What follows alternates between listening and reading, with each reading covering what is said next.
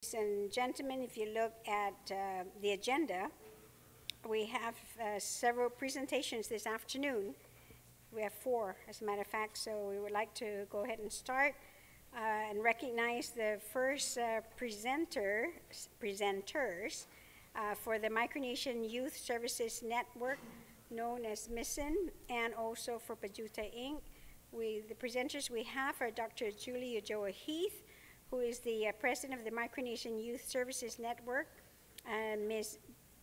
Bernie Graychuk, the chair of Pt.2 Inc. And I'm sorry. Kenny Reclay from Palau.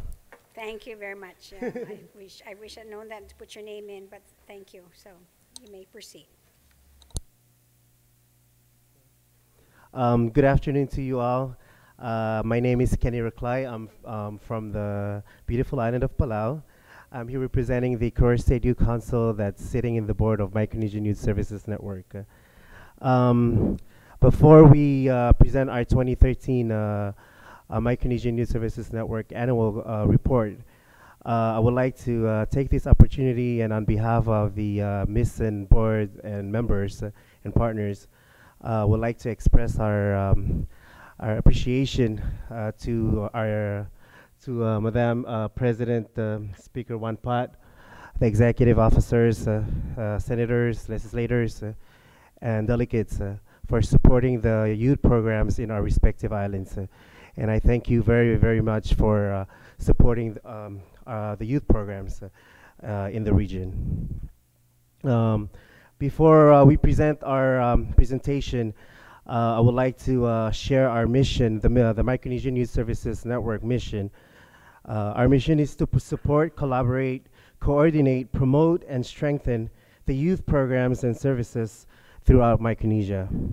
And our vision, youth families, leaders, communities, taking a positive role in issues that impact our lives today for a better tomorrow. So I would like to introduce our president, Dr. Julie Ujoa Heath, to present our 2013 MISSN annual report. Thank you. Good afternoon.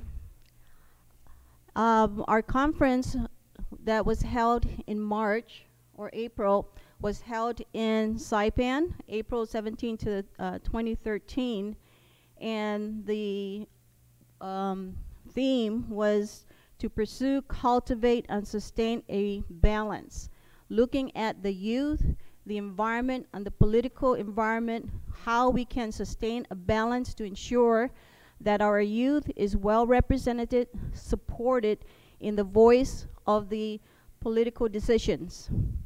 And the thing that I believe that we've passed the resolution that was created after the conference.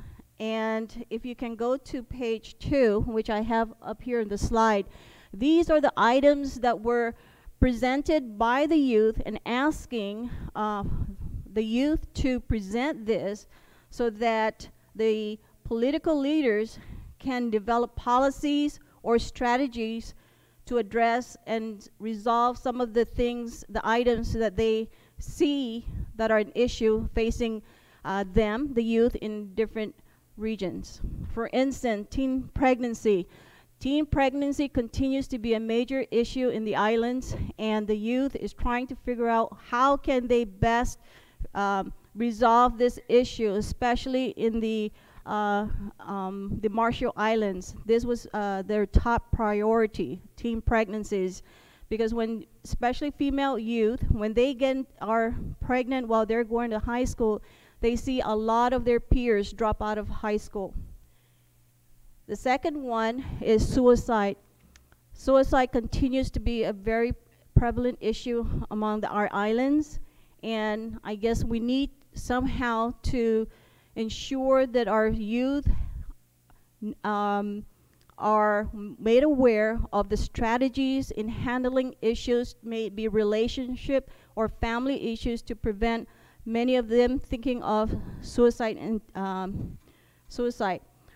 The lack of opportunity. All the youth from every island raise a concern that they do not have the opportunity to find jobs. And a lot of them are just waiting and trying to figure out what to do now after high school, or even to some extent after college. The curb underage drinking and driving. I am glad that they raised that issue, because they do see their peers continually to drink. There's still a lot of underage drinking going on. And I am not sure, but I know Guam has an underage drinking policy, but the other islands may not. Bullying, cyberbullying, and sexting. U.S. Attorney General Alicia Limchaco presented for this topic, and it brought awareness to our youth, because they have no idea there's such thing as sexting or cyberbullying. So they raised that issue up front because they see it happening, and after hearing the impact of these issues in front of them, that it may lead to harmful or suicide or harm to others. Now, for the loss of culture and language among the youth, 2 islands raised this, particularly Guam and the CNMI. What they're seeing is that they would like to see policies that will address to strengthen the culture and language amongst the youth. And we had a keynote speaker, Dr. Unasis Nabobo Baba, who says that we have to pass the baton over to our youth. We have no right to end what God has given us, which is our language, and our language is our culture. As far as the lack of education and training, they're referring to vocational training. They would like to see more of that. Peer pressure, child abuse, domestic violence, and sexual abuse.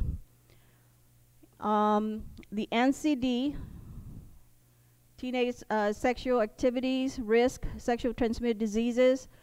I would like to pay close attention to the creation of recreation program facilities and services to curb juvenile delinquency risk. Today, amongst all the youth, they all speak the same voice, meaning that they would like to see more facilities for them so that they will be occupied, may it be through poetry slam, through sports, through cultural activities. And sometimes you don't need too much funds to have a cultural competition, for instance.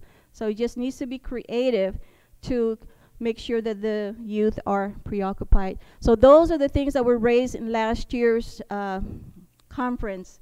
Now, for next year, Mission 2014 conference, we would like for you to save the date, and it's going to be March 27, 28, 2014, and it's going to be held here in Guam. Last year was in Saipan, previous years was in Palau, the other year was from Pohnpei. So now we're bringing the conference here on Guam, and we are seeking your support to ensure that you help us fund this program and to bring a youth over to look at all these things. And Kenny, you want to talk about our conference theme for next year? So, so what's the for the steering committee on Guam for the 2014 Mission conference? They came up with a theme, the healthier future now, but they want to change the now to the respective island, the languages. So we sent an email to all the members, the board members around the Micronesia, just to ask if they can give us the proper formal or informal catchy way of saying the healthier future and then now in our language. So if you can put that in like a small paper and give it to us, we'll discuss it with the youth representative from your respective islands, and then we can come up with either informal or formal way of using the language or the character. So in closing, when we're saying to healthy futures now, meaning that we will provide the youth financial literacy, job opportunities, entrepreneurship, relationship, healthy relationship, all those things that will address what they have raised this past conference. So it is our responsibility that we follow up from previous conference to ensure that we are hearing our youth and we are doing something to help them out. Thank you for your attention.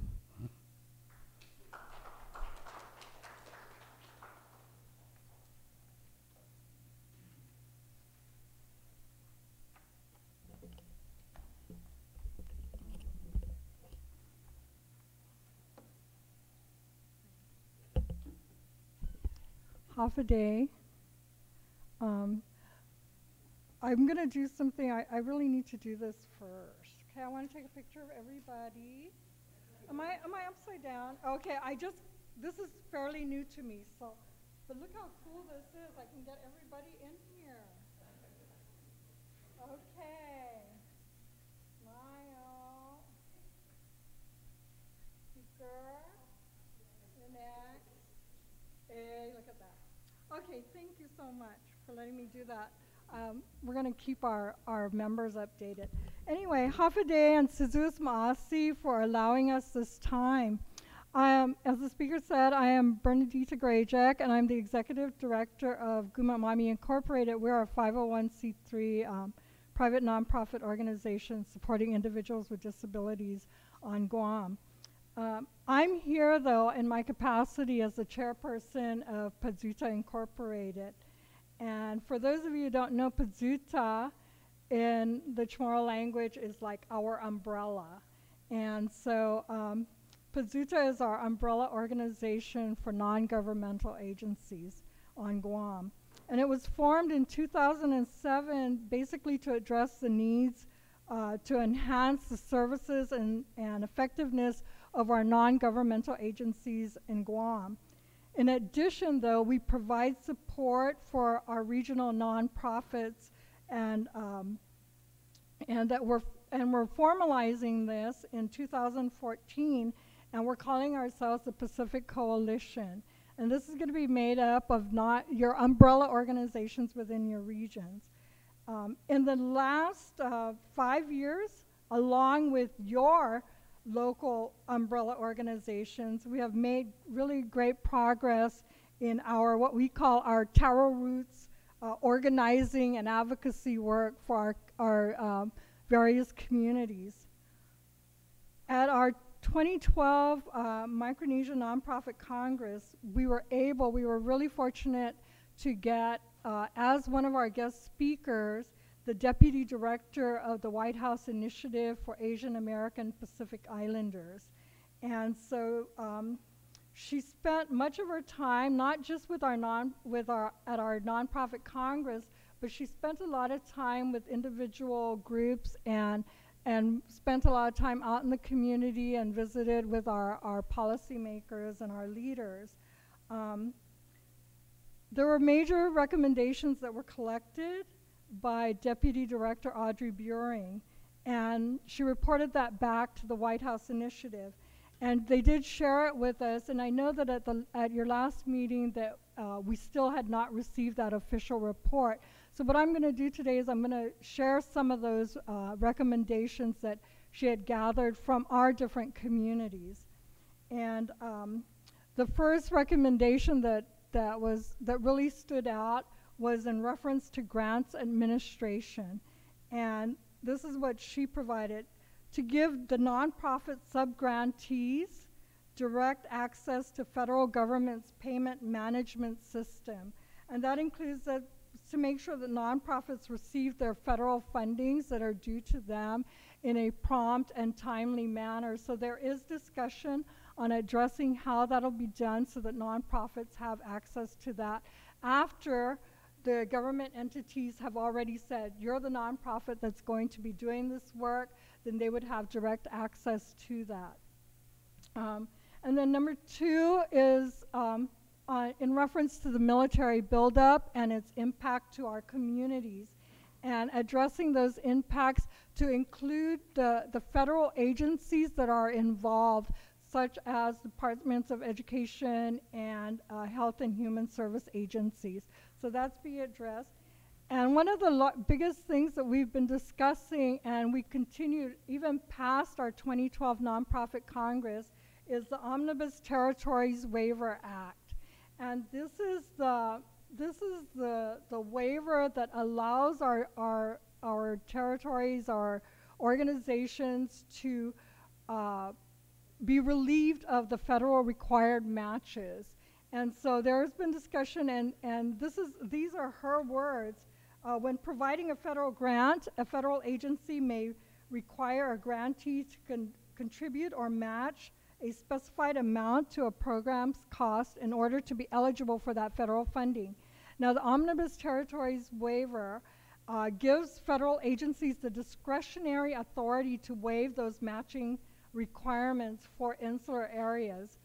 And what we found is some agencies are not applying this waiver, while others apply it inconsistently. So we'd like to really see some consistency in that, and the White House initiative has been exploring that for us, and we've been in discussions on how that's going to be addressed.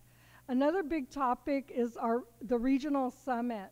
And in 2012, the idea was to plan a regional summit to convene key federal agencies, legislators, government heads, private businesses, and nonprofits in order to develop our joint strategies for socioeconomic developments in our communities.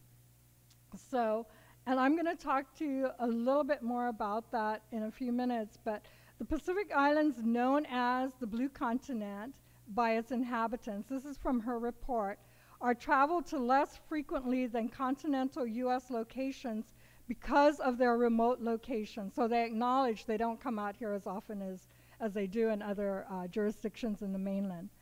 The community seeks to improve federal engagement with the Blue Continent so that policies are more inclusive of the Blue Continent and resources and technical assistance are more accessible. And that's words directly from her report to the White House initiative. The other topic that was discussed was on technical assistance and being able to provide more readily technical assistance to our communities as we need them and as we request them. Another one is, there was a little bit of discussion on the visa waivers, specifically the China visa waiver at that time. And then also federal diversity and making sure that Pacific Islanders have equal opportunity to serve in the federal government itself. And that means like federal internships. And we have been setting, as Pazuta and in collaboration with the White House Initiative, who sends us the information, we send out to all of our communities announcements whenever there are internships available. And we would really like to encourage each of the nonprofit organizations out in the various jurisdictions to make sure that that is shared, and that we take every opportunity to encourage individuals in our community to apply for those internships. And I know that in the last year we've sent out maybe 2 or 3 announcements for internships for various federal agencies. And they're really encouraging us to make sure that we encourage our people to participate.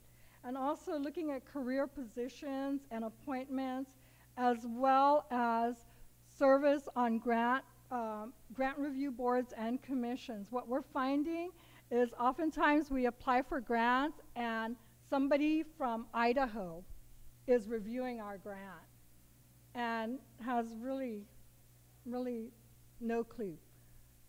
And so the goal is, and we've sent this out also, is to make sure that more Pacific Islanders, more people from our communities are serving on those grant review boards and commissions so that we are actually represented on those boards and commissions, and when our grants are reviewed, somebody has some idea of what we're talking about. And then there was also discussion on higher education and working with other Asian American, Native American, Pacific Islander serving institutions with this ANAPISI, and looking at best practice sharing for example, Guam Community College or the colleges, in our various communities. With that said, that's just a portion of her report.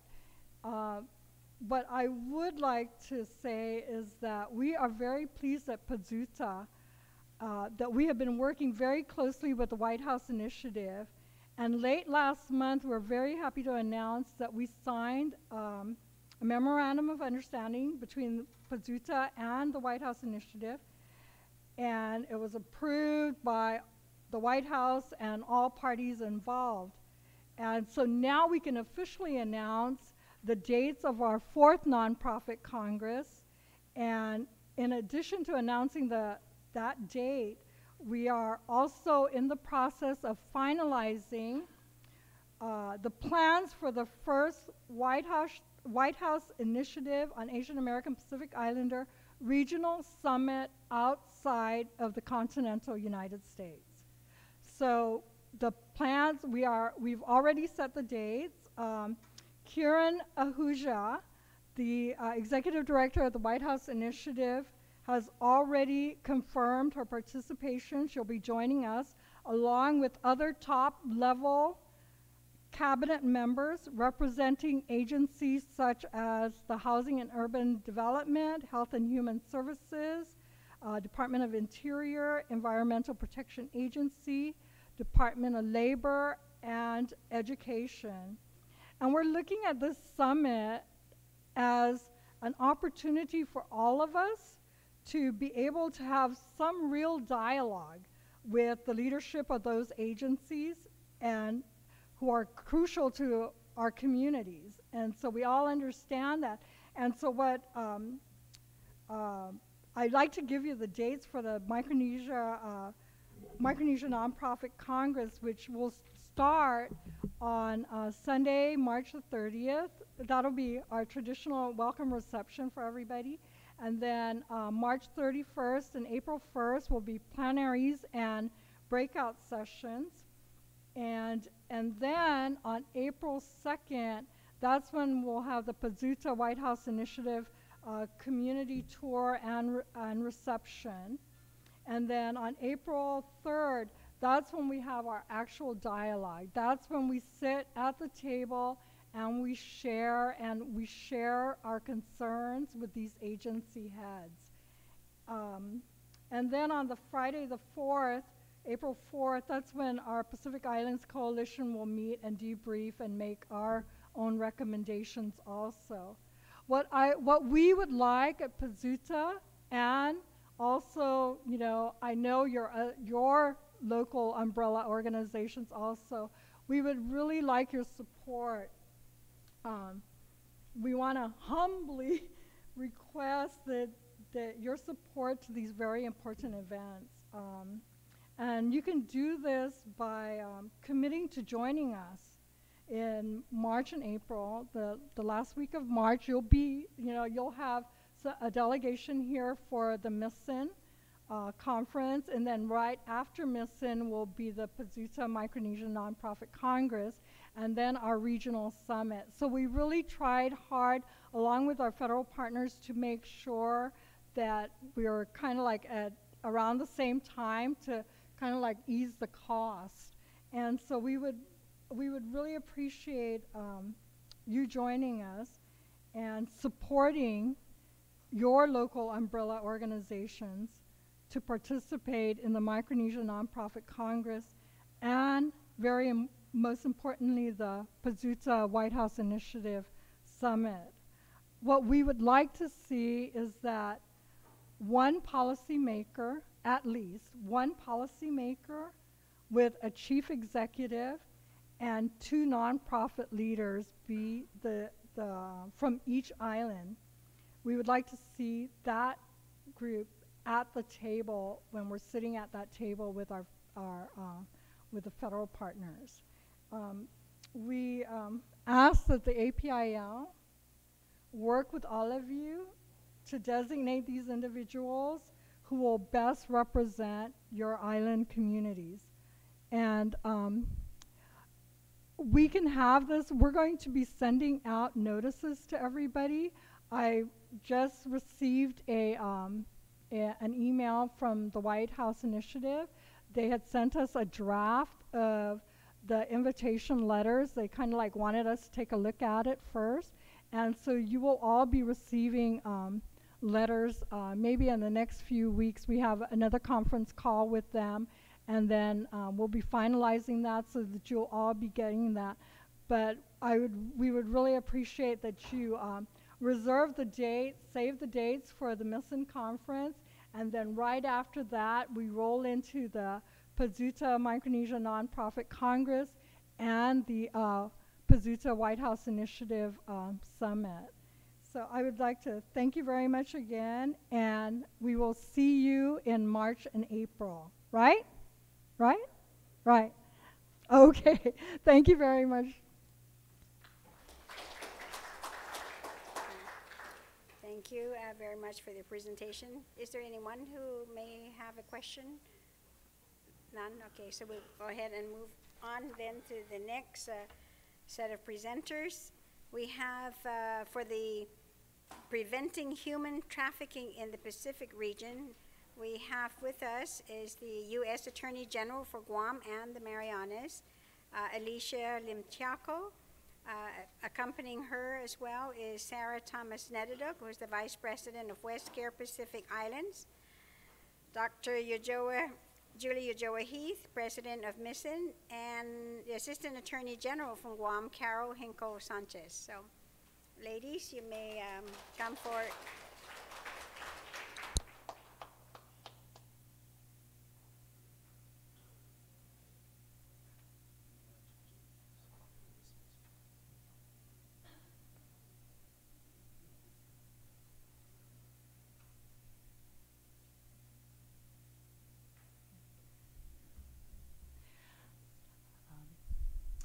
Good afternoon. Thank you very much to our speaker, Speaker Wanpat, and to all of our dignitaries and legislators here this afternoon for giving us the opportunity to speak with you about sexual exploitation and violence and human trafficking. We know we have a limited time and you have a very important schedule to maintain, and so each of our panel members here will give you a very short presentation on a number of different areas. We will be covering for you community sustainability, values within our community. We will speak with you about the impact of sexual violence, sexual exploitation, and human trafficking on human beings, on victims.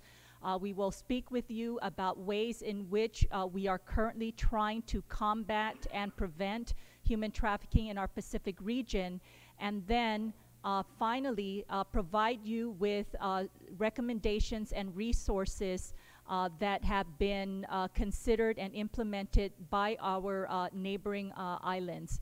Again, thank you so much, and we will begin with Ms. Sarah Thomas Nedadog. Thank you, U.S. Attorney Limtiaco, and a speaker and our officers of APIL and our board of directors. I have to let you know that it's very humbling to be with you today to talk about this very important subject, and to have our colleagues come together is also, I think, historic. And it's also something that's very consoling to us, because in each of our different paths and in the work that we do, and we work in different areas, we have found that the basis for so many of our are problems that deter us as Pacific Islanders from moving forward really have so much to do with some very basic and fundamental issues. So this afternoon is about taking a look at what some of those issues are to give you an opportunity to think about them. And it is really our intent and our hope that this presentation, as sometimes unpopular and sensitive that it might be, that it will be an opportunity for us to partner with each other, because we will be able to speak at the same, speak the same language, so to speak, or be on the same page on these issues. So, we invite you this afternoon to listen carefully to our presentation, to keep an open mind to it, but I think more importantly to keep an open heart about this, because these are some very real and serious issues for us, again, in our day-to-day work with our people. And when I say our people, I'm saying all of us in the Pacific Islands of Micronesia. Okay. With that being said, who's that? Oh, you know what? It's the first time, Ben, I tried using the clicker myself, so please be patient with me. Is that how it goes?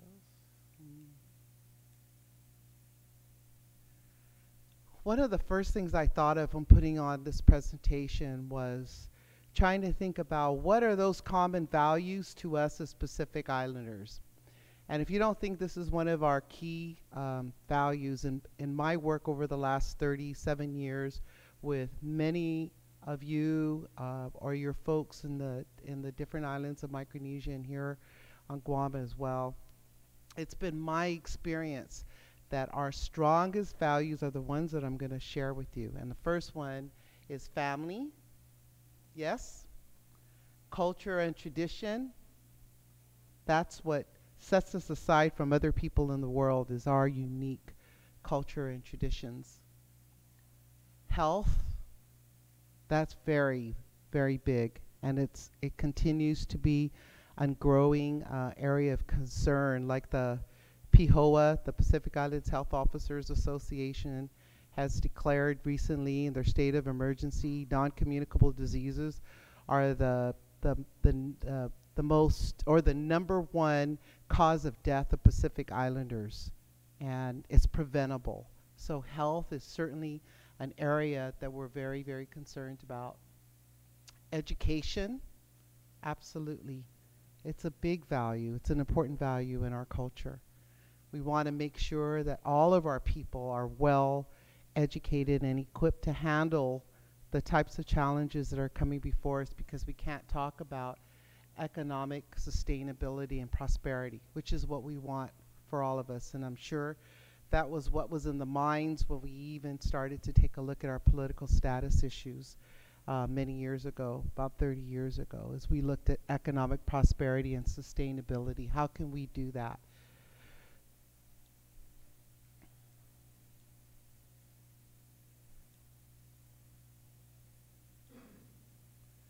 So what do we most need to maintain these values?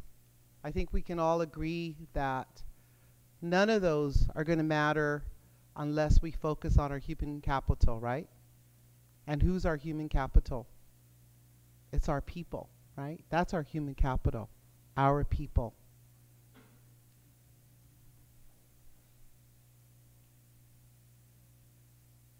What do we want in education? We want to make sure that we have access to quality education for all of our people. We want to make sure that everyone in our islands has the education that they need and deserve. Health, we want to make sure they have access to quality health care. And that's a constant. I mean, in all the agendas that we've looked at here at APIL and in our respective islands, healthcare and access is always big. Family, strong family relationships that nurture personal growth, and development. We know that that's the backbone. That's the backbone of any of our societies. Culture and tradition, active participants in protecting and promoting our cultural practices. That's what we want. We want our children, our teens, our middle-aged and older folks. We want all of them to be active participants in promoting and protecting our cultural practices. So what is then the impact of trauma and adversity? Whenever we have trauma, I'll give you an example. Here on Guam, World War II, Guam was bombed. All of us were affected by it.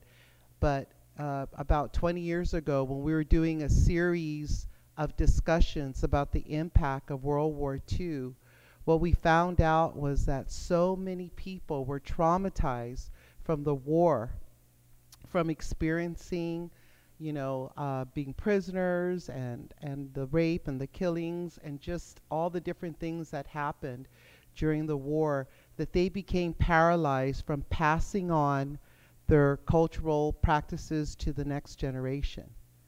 I don't know if you yourself have observed that or seen that, but some people were so traumatized by the war or some other trauma in their life that they became incapacitated from sharing what the cultural practice and traditions were. So there's some families that really don't know what are some of the traditions and cultural practices of their parents or their grandparents, because their parents and grandparents were not communicating or sharing this with them on a regular basis. And so that was a real eye-opener for us over the last 20 years, is working with people in trauma, including many of our older people who were alive during World War II.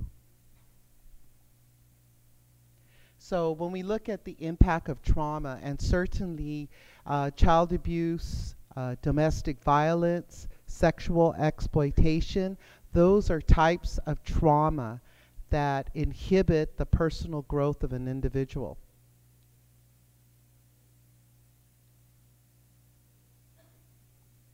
So what happens when we have a population, when we have our human capital who have been affected by trauma or adversity? What happens to them in terms of the values that we talked about earlier? We become, in our communities, we become dependent on external resources. We have to look to other people to help us, because we can't look to our own population because they're not able to participate fully in their educational goals. We see an increase in high school dropouts, and we see high unemployment rates.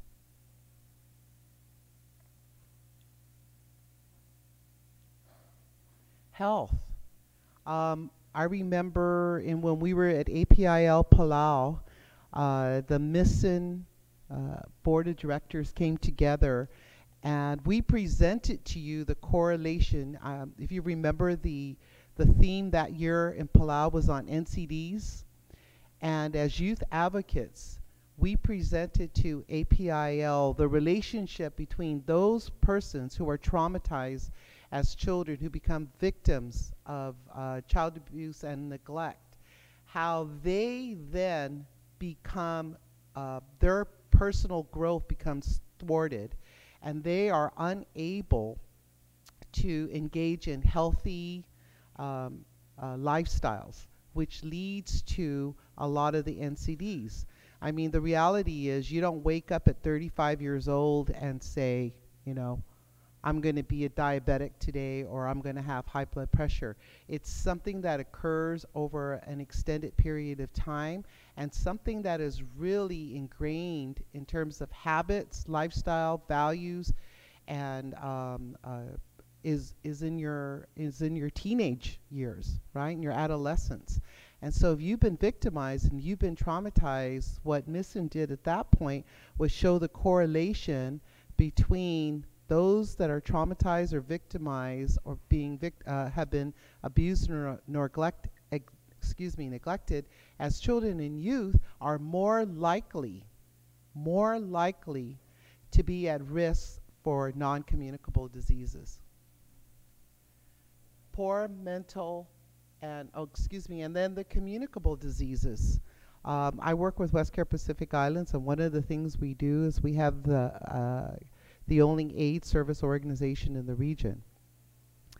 And on Guam alone, we have had 244 cases of AIDS since 1985.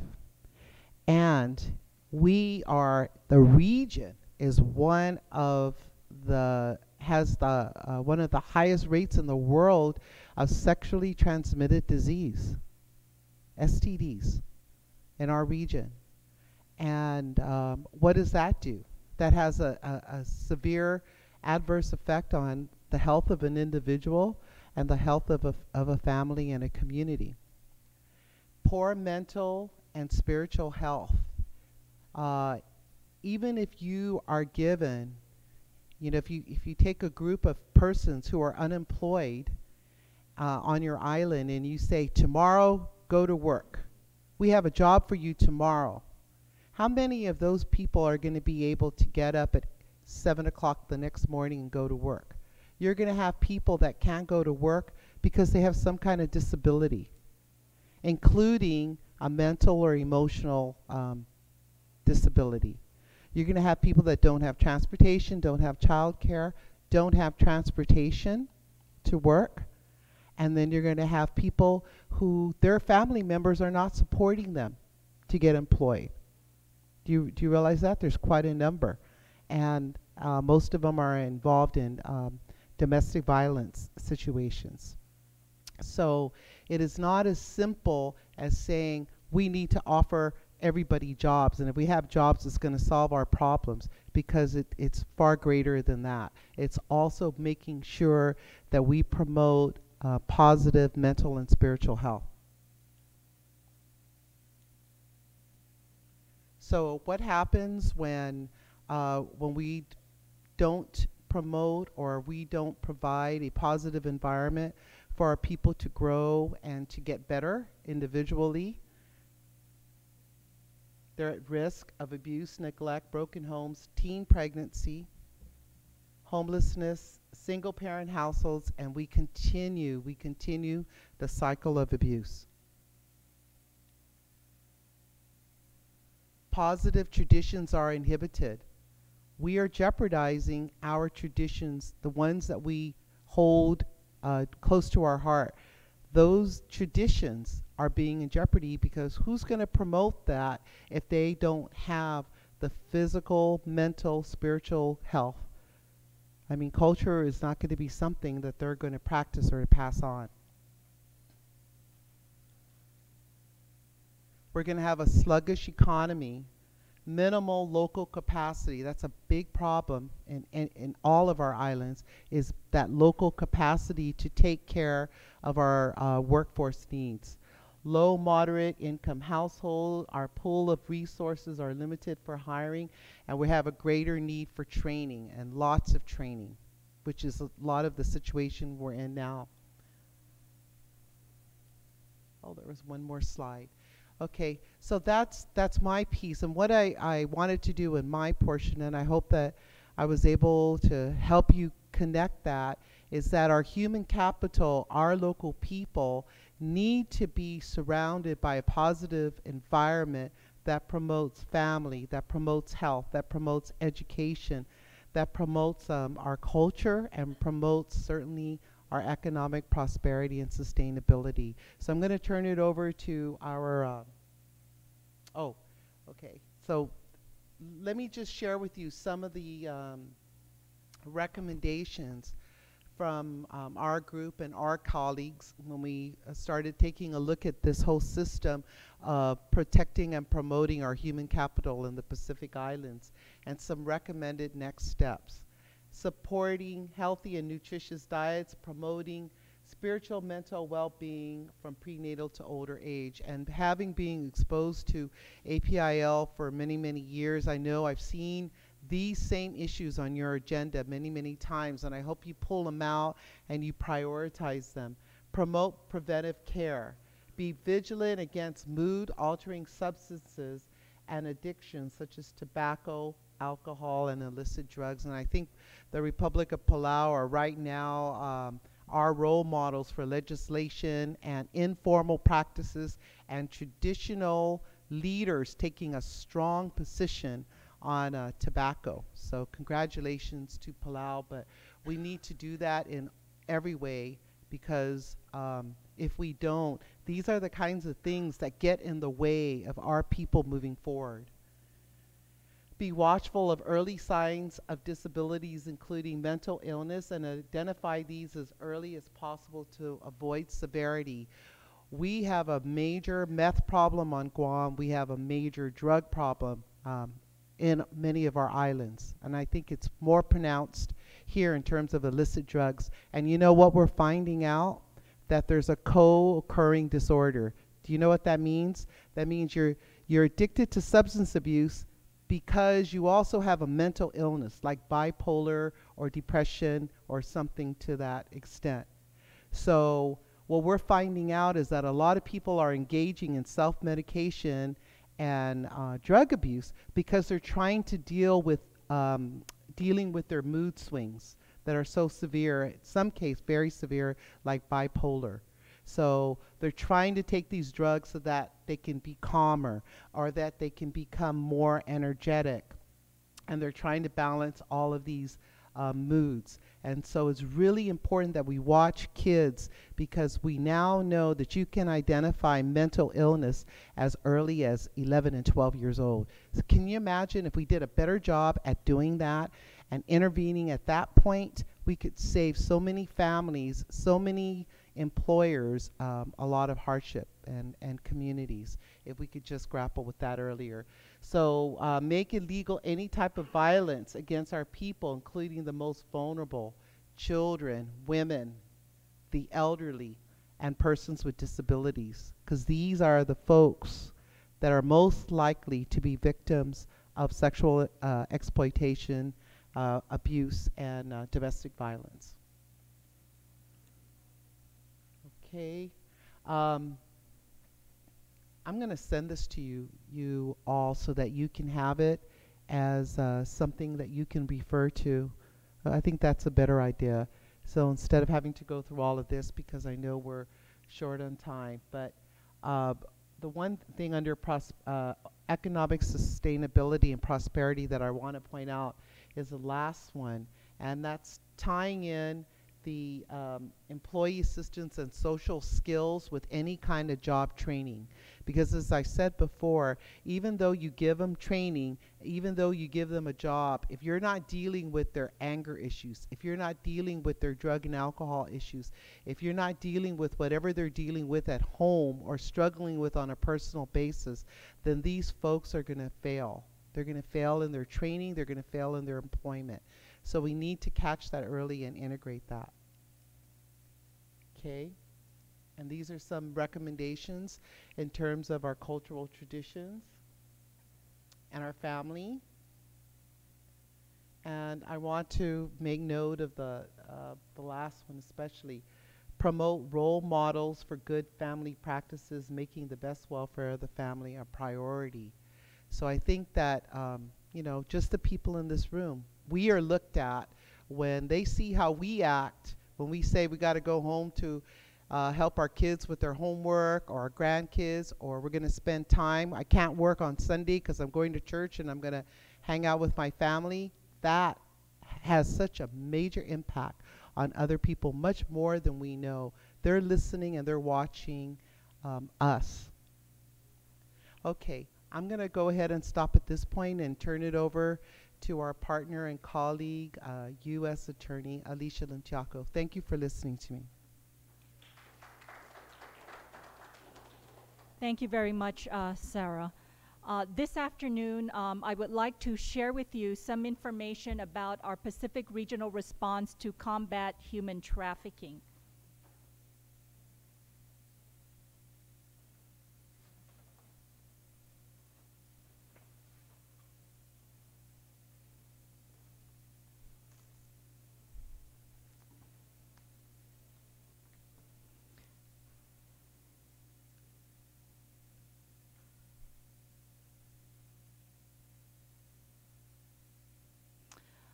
Where we need to start with, of course, is a fundamental understanding of human trafficking.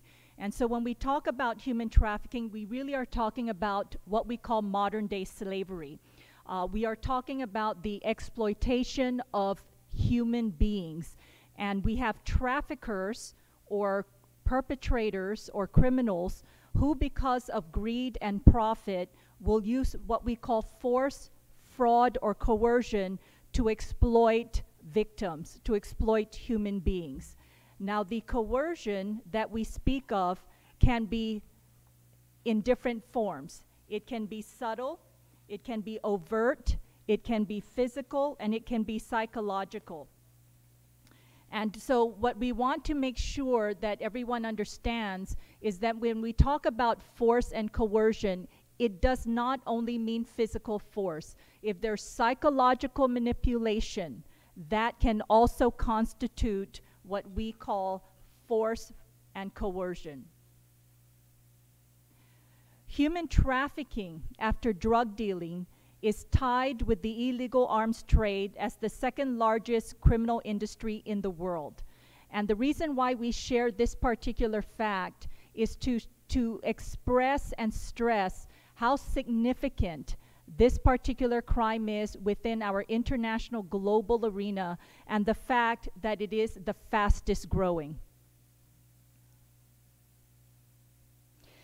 Human trafficking generally is talked about in the context of what we call sex trafficking and labor trafficking.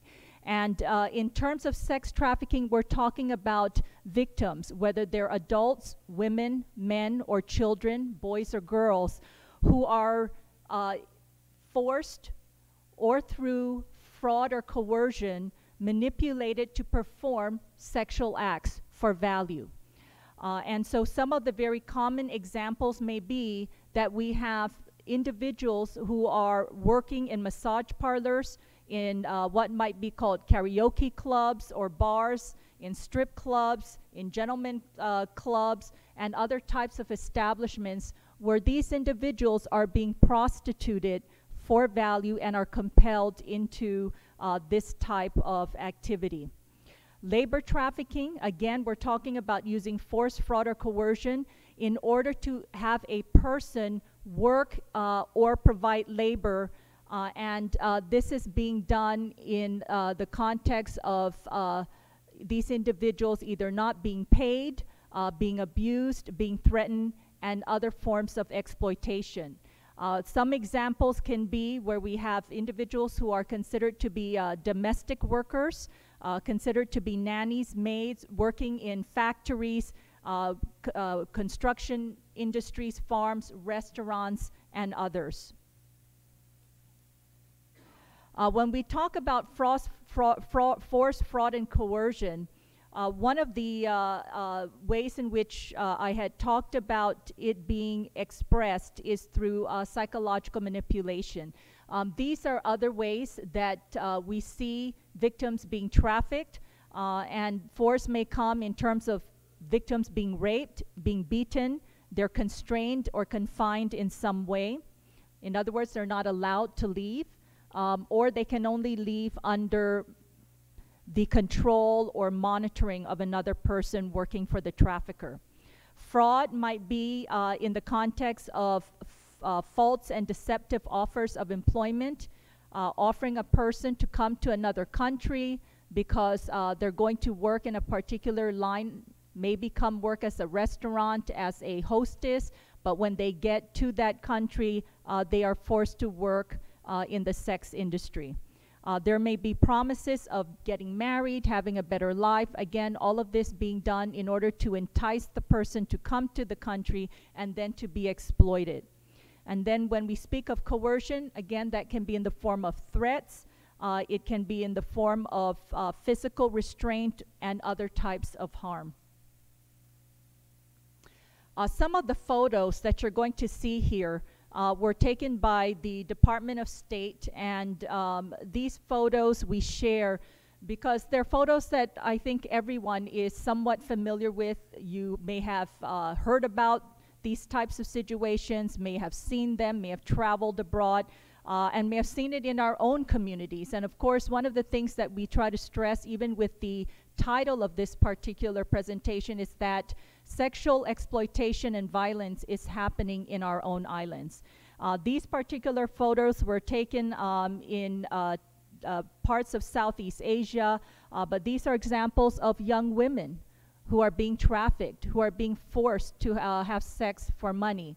And one of the things we also say is we don't know of any young child, any young girl or boy who as a young child dreams about having sex with 10 men a night or 10 partners a night, having sex with 40 persons a night. This is not any child's dream. So when people talk about, oh, well, I didn't know that they were being forced, I thought they wanted to do this, we all need to take a step back and ask ourselves, do we really know of any young boy or girl that this was their dream and that they would enjoy this?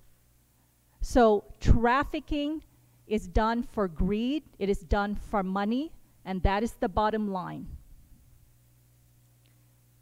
Here you have a photo of a mother who has committed herself to finding her young daughter who was taken into another city or village under deceived expressions of giving her a better job, but her daughter has been trafficked. And so she has said here, I will stay in Mumbai until I find my daughter or die. I'm not leaving here without her.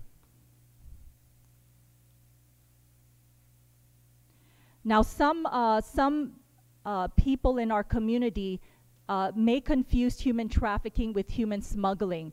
And some of the fundamental differences between the two is that when we talk about human trafficking, we're talking about a crime against a person, as opposed to smuggling, which is more of a crime against a country's borders. When we talk about human trafficking, again, we're talking about commercial sex acts or labor or services that are induced by force, fraud, or coercion. Smuggling, again, refers to illegal border crossings. When we talk about human trafficking, we do not need to have a person being transported from one country to another. We can have what we call domestic trafficking, which is where the illegal acts are taking place within the country itself. Smuggling requires the movement from one country or place to another and requires some form of transportation. How can we identify victims of human trafficking? We stress everywhere that we go that the community, all of us on the ground, have an opportunity to help to make sure that we are being vigilant in identifying and protecting our own community members. And so we want to stress that our communities play a very important role in identifying victims and providing for their support. So some of the human trafficking indicators, and these are just some, there are many, and certainly one indicator alone doesn't necessarily mean that a person is being trafficked, but a combination of them may raise suspicion about certain activities. So some of the indicators may include a person who is living with the employer under poor living conditions. There might be multiple people living in a cramped space. If the person is accompanied by another person and that other person seems to be controlling, where there is the inability of the victim to speak. In other words, the person insists, who's accompanying that victim, to speak on behalf of that person. If the victim is kept isolated, if they are being watched or escorted, if they do not feel like they can give information out freely because they know that they may get in trouble or be harmed in some way. Keep in mind that you can have victims who may be brought out into the community. Maybe they go to the store, maybe they go see a doctor, maybe they go to a church or some religious establishment. But typically, even though that happens, these individuals may be monitored in some way or controlled in some way by the trafficker or his or her workers. There may be signs of physical abuse. It may be that the victim sounds like she or he is answering questions in a way that as if that person is being coached or told what to say. There may be communication issues because of language or cultural barriers. They may not be paid or paid very little or take a long time to get paid. When we're talking about minors, children or young people under 18 years of age, and you see that they are in forced or prostituted commercial sex, then that also is an indicator of trafficking. These are other indicators, including the withholding of identification documents, fear that you may observe on the part of the victim. Many times, victims themselves don't even realize that they are being trafficked or violated in some way. They may feel that it's their own fault. They come from many times impoverished families, whether they are from our own islands or from abroad. And so they may feel like they don't have a voice. And what we stress to you, all of us in the positions that we hold as leaders in our community, that we be that voice for victims of trafficking. These are some other photos that were also taken by the Department of State. Again, common images that we see that promote or are venues for potential or possible trafficking. This is a sign in front of an establishment that says, in quote, "Young, fresh Hong Kong girls, white, clean Malaysian girls, Beijing women, luxurious ghost girls from Russia, all for sale."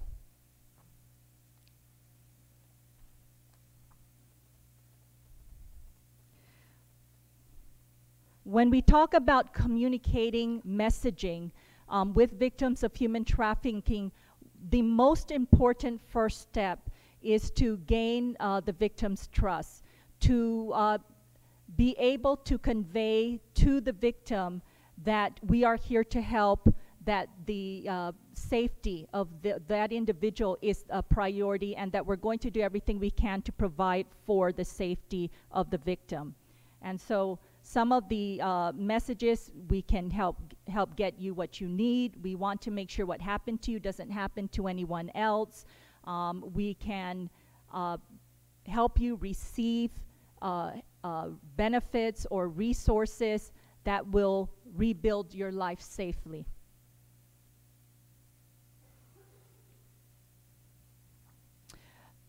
Some very basic needs of victims include immediate assistance, housing, food, medical care, safety and security, language interpretation and legal services, mental health assistance like counseling, income assistance, a way to make a living, legal assistance in some cases, including immigration services. These next slides are posters of the anti-human trafficking campaign that we have shared all over our different islands. And it says, "Look beneath the surface. Human trafficking is modern-day slavery. A victim of trafficking may look like many of the people you help every day." So the point that's being made here is, if you feel that something is not right, if you're concerned, if you're suspicious in any way, then we need to speak up. Because what we may see directly in front of us, we need to look behind, because there may be more that is happening to this particular individual than what meets our eye in the first instance. So please look beneath the surface.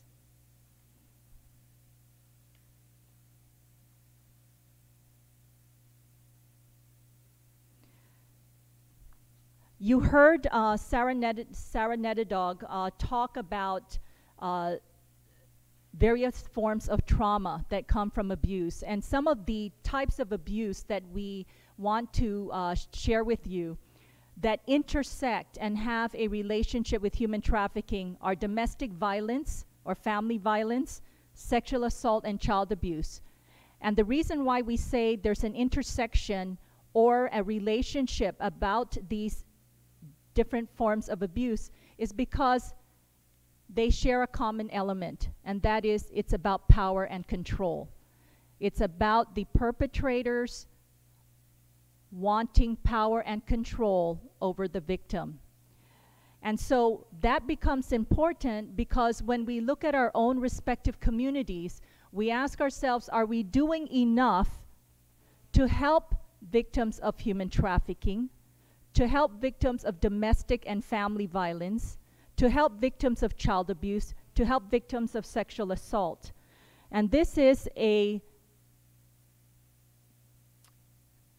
image or power wheel, what is considered a power wheel, that shows the various relationships between sex trafficking, emotional abuse, sexual abuse, physical abuse, economic abuse, and others.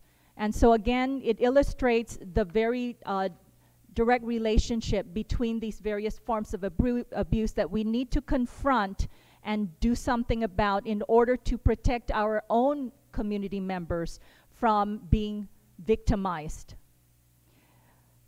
I'm not going to go into all of these various definitions, but there are different forms of child abuse. There is physical abuse, neglect, sexual abuse, emotional abuse, or psychological abuse. We talked about domestic and family violence, and what's important to note is some people think of domestic violence as being limited to just our intimate partners, our husbands or wives, our boyfriends or girlfriends. But we also know that it can be expanded to include other family members beyond our intimate partners, beyond spouses, beyond girlfriends and boyfriends. So we're talking about grandparents, brothers, sisters, uncles, aunties, nieces, nephews, and others. That constitutes family violence. Sexual assault can include both sexual contact and sexual penetration. And these are the types of abuses that we hope that we and encourage all of us to reassess and ensure that we're doing everything possible to protect our family members and our community members. The Pacific Regional Response that we are sharing with all of our Pacific Island neighbors involves a look at what our critical issues are. So when we talk about this initiative, we're talking about making sure we understand what the problems are and what are the proposed solutions, looking at it not just from an international but a domestic arena as well, looking at the intersection and relationships between human trafficking, sexual assault, domestic and family violence, and child abuse, making sure that we have a regional perspective, because when we do speak about, for example, human trafficking, it's beyond our own borders, right? We know there's domestic trafficking. We know that we can have victims of human trafficking, victims who are being exploited by our own people within our own communities, and then also victims who are being trafficked and exploited by persons outside of our own communities. Because we are also close in proximity as island neighbors and our communities are so diverse, we also need to look at how we can combat these issues and these problems from a regional perspective. Add also as in terms of our jurisdictional issues, making sure we're looking at it from a multidisciplinary level, meaning that law enforcement cannot do this alone. There needs to be coordination and collaboration. We have task forces and coalitions. We have regulatory enforcement. We look at our laws, guidelines, and best practices. We talk about what training opportunities we need to give everyone within our communities. We look at outreaches, and we don't want to forget making sure that we look at prevention through our schools, colleges, universities, and the media. We look at what special issues there are, and when we talk about special issues, when we talk about poly-victimization, we mean that our victims are victims of many different types of crimes and violations. Base unit of identity. Some of us may identify more with our family, with our clan, rather than as individuals. We look at culture and language and what resources we have available to us. Engaging our community. These are some of the, again, the perspectives: domestic and international, regional, jurisdictional, multidisciplinary. The Pacific Regional Response to Combat Human Trafficking is a collaborative effort amongst the Department of Justice, Department of Interior, National District Attorneys Association, Department of State, and our consulates, as well as our task forces and coalitions.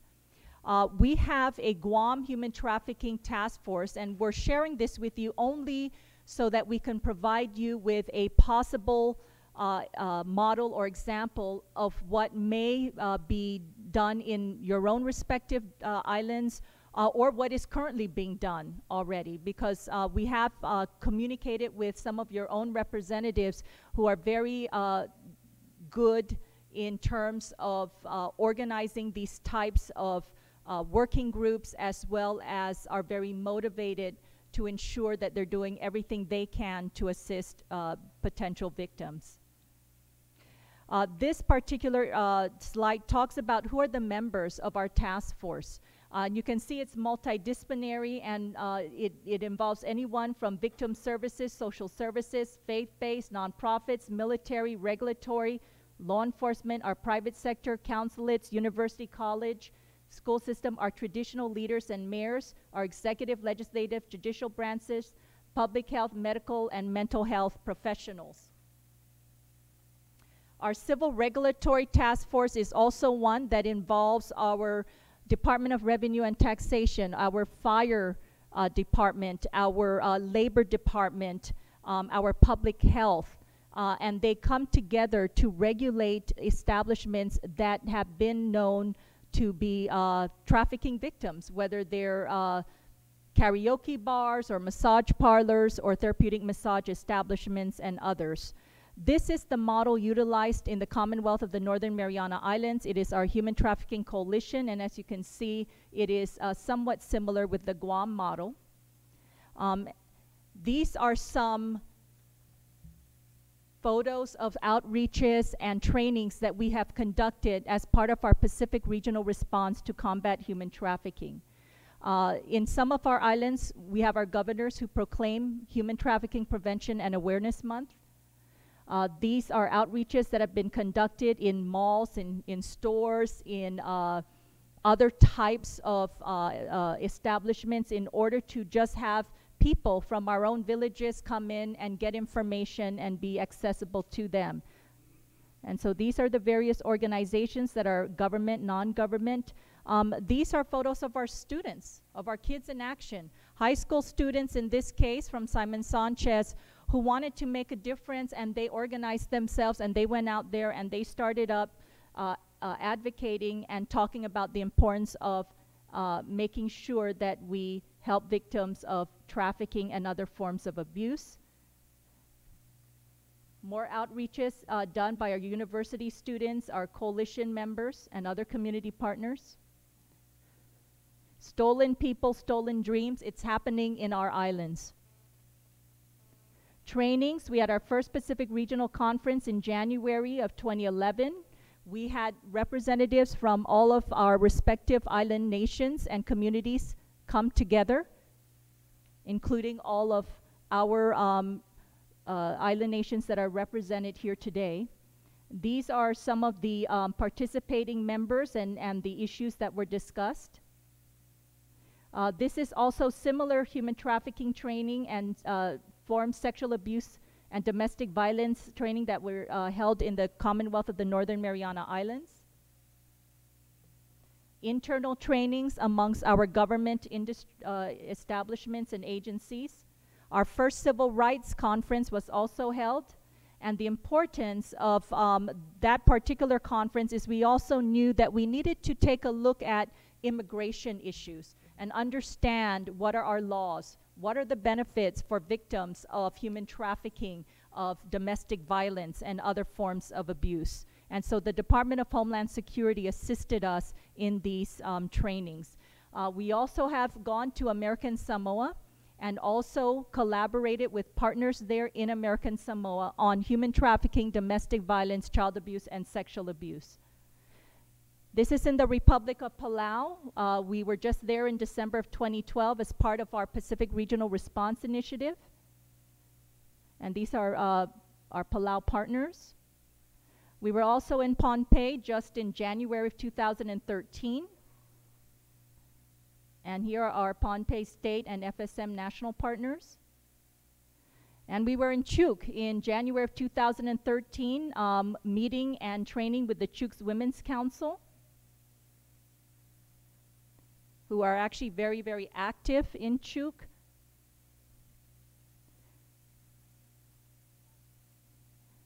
And also meeting with law enforcement in Chuk State, as well as, again, our FSM national partners.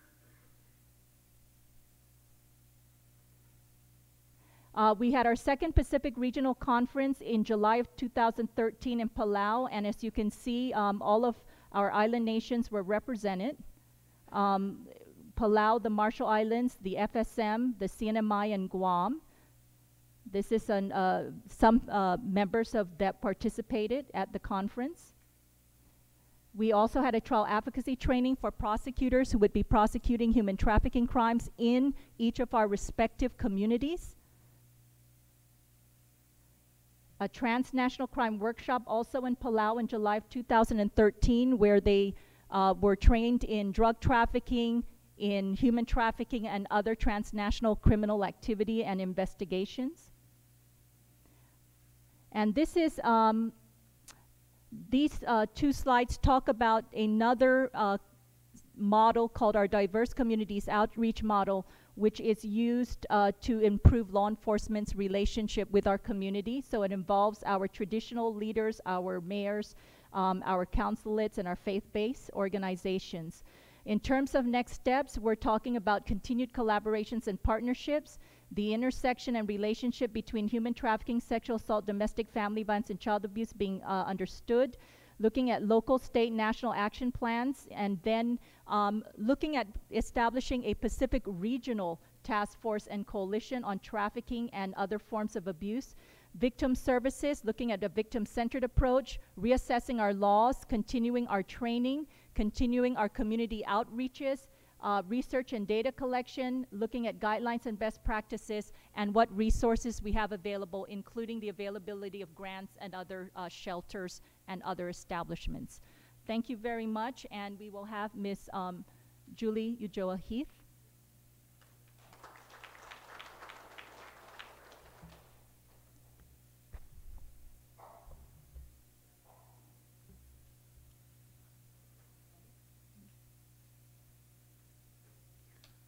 Okay, on my part, we are looking at who are most at risk. And when we talk about human trafficking, first of all, we are looking at those upwards of 80% are women and children. And like U.S. Attorney Alicia Lim-Tiaca said, that human trafficking, sexual assault, child abuse, domestic family violence, they are all linked together. So who are most at risk? It goes beyond, it crosses all socioeconomic, gender, ethnic, and national boundaries, meaning that when it comes to sexual assault, child abuse, domestic family violence, you see individuals, children, parents, mother, young, educated, uneducated, sisters, brothers. All these are people or individuals that are at risk. And the thing that we need to look at, what the risk, what's the impact when they are to these individuals are, for one, let's look at the health risks. On the health risks, you have sexually transmitted diseases or sexually transmitted infectious disease. And these are chlamydia. Chlamydia has no symptoms, and sometimes when individuals that are trafficked have no idea that they have chlamydia because it does not have any symptoms. Genital warts, gonorrhea, syphilis, and HIV. All these are the sexually transmitted infections that will happen when students are I'm a faculty, youth are, or anyone that are sexually abused, those individuals that are victims of human trafficking. Part of the physical impact is their tendencies to act out or aggressive behaviors. Psychological and emotional impact includes anger, emotional distress, reduced social skills. So when we see individuals that are isolated or they're by themselves, we often think, oh, they're shy. But little do we know that there's something behind them that is going on. Anxiety, depression, suicidal tendencies, all this are psychological and emotional impacts to individuals that are victims of human trafficking, domestic violence, sexual assault. So who are most at risk? Again, children, young women, young adults. Oftentimes they say it's not just women, but it also includes about 20% are young boys. Parents, persons with disability, and elderlies. We often forget those two categories of victims of abuse and could be part of the human trafficking. When it comes to having food on the table, sometimes parents, grandparents will sell their child. So these are the things that we need to look at when victims of all these are happening. So I would like to call upon, we have 10 minutes.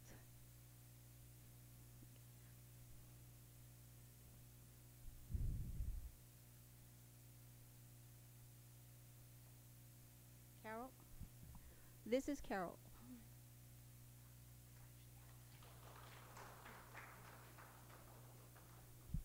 Buenas, speaker and members and officers of the APIL. My name is Carol Hinkle-Sanchez.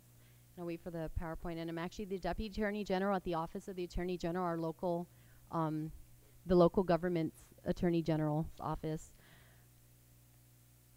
If we can just hold on, they're going to pull my slide up.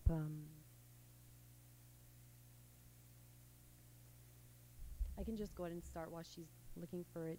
My segment is going to focus on the different types of legislations that Guam has enacted into law here in Guam that provides greater protection for our people, and it also addresses the preventive efforts that have been made by our island leaders to provide this great protection to the people. Aside from the human trafficking laws that we have here, Guam also has enacted many other legislations that go hand in hand with human trafficking.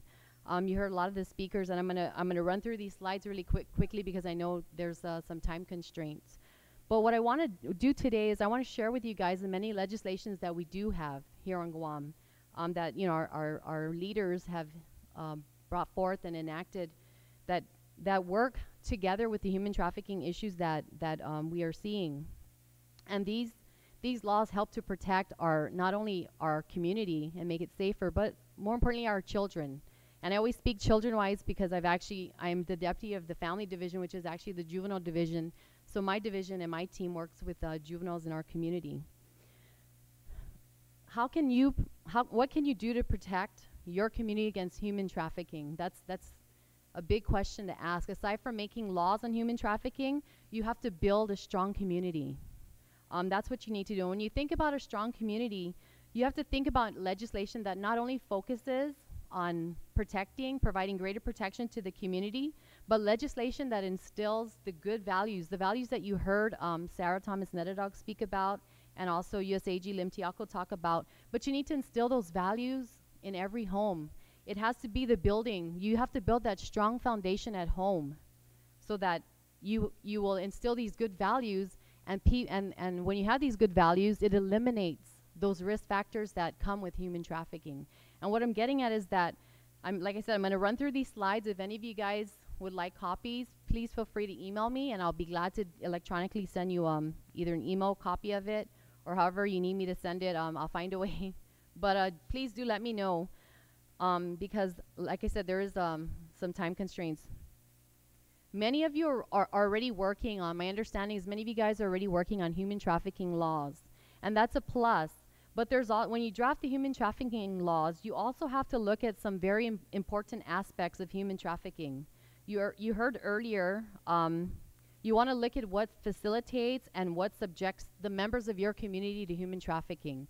That's a big thing to look at, because when you think about human trafficking, you actually and you think of the dynamics. You've heard the dynamics as to all those things being used in the power and control wheel. When you think of human trafficking, you actually think about family violence as well, because it shares the common characteristics.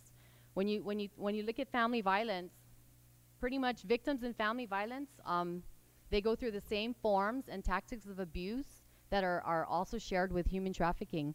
So when I say you have to build and you need to think of the dynamics, you got to think around, because you want to create your community, a strong community that's able to protect itself and that's able to get themselves away from any risk, eliminate those risk factors that actually are shared between the two.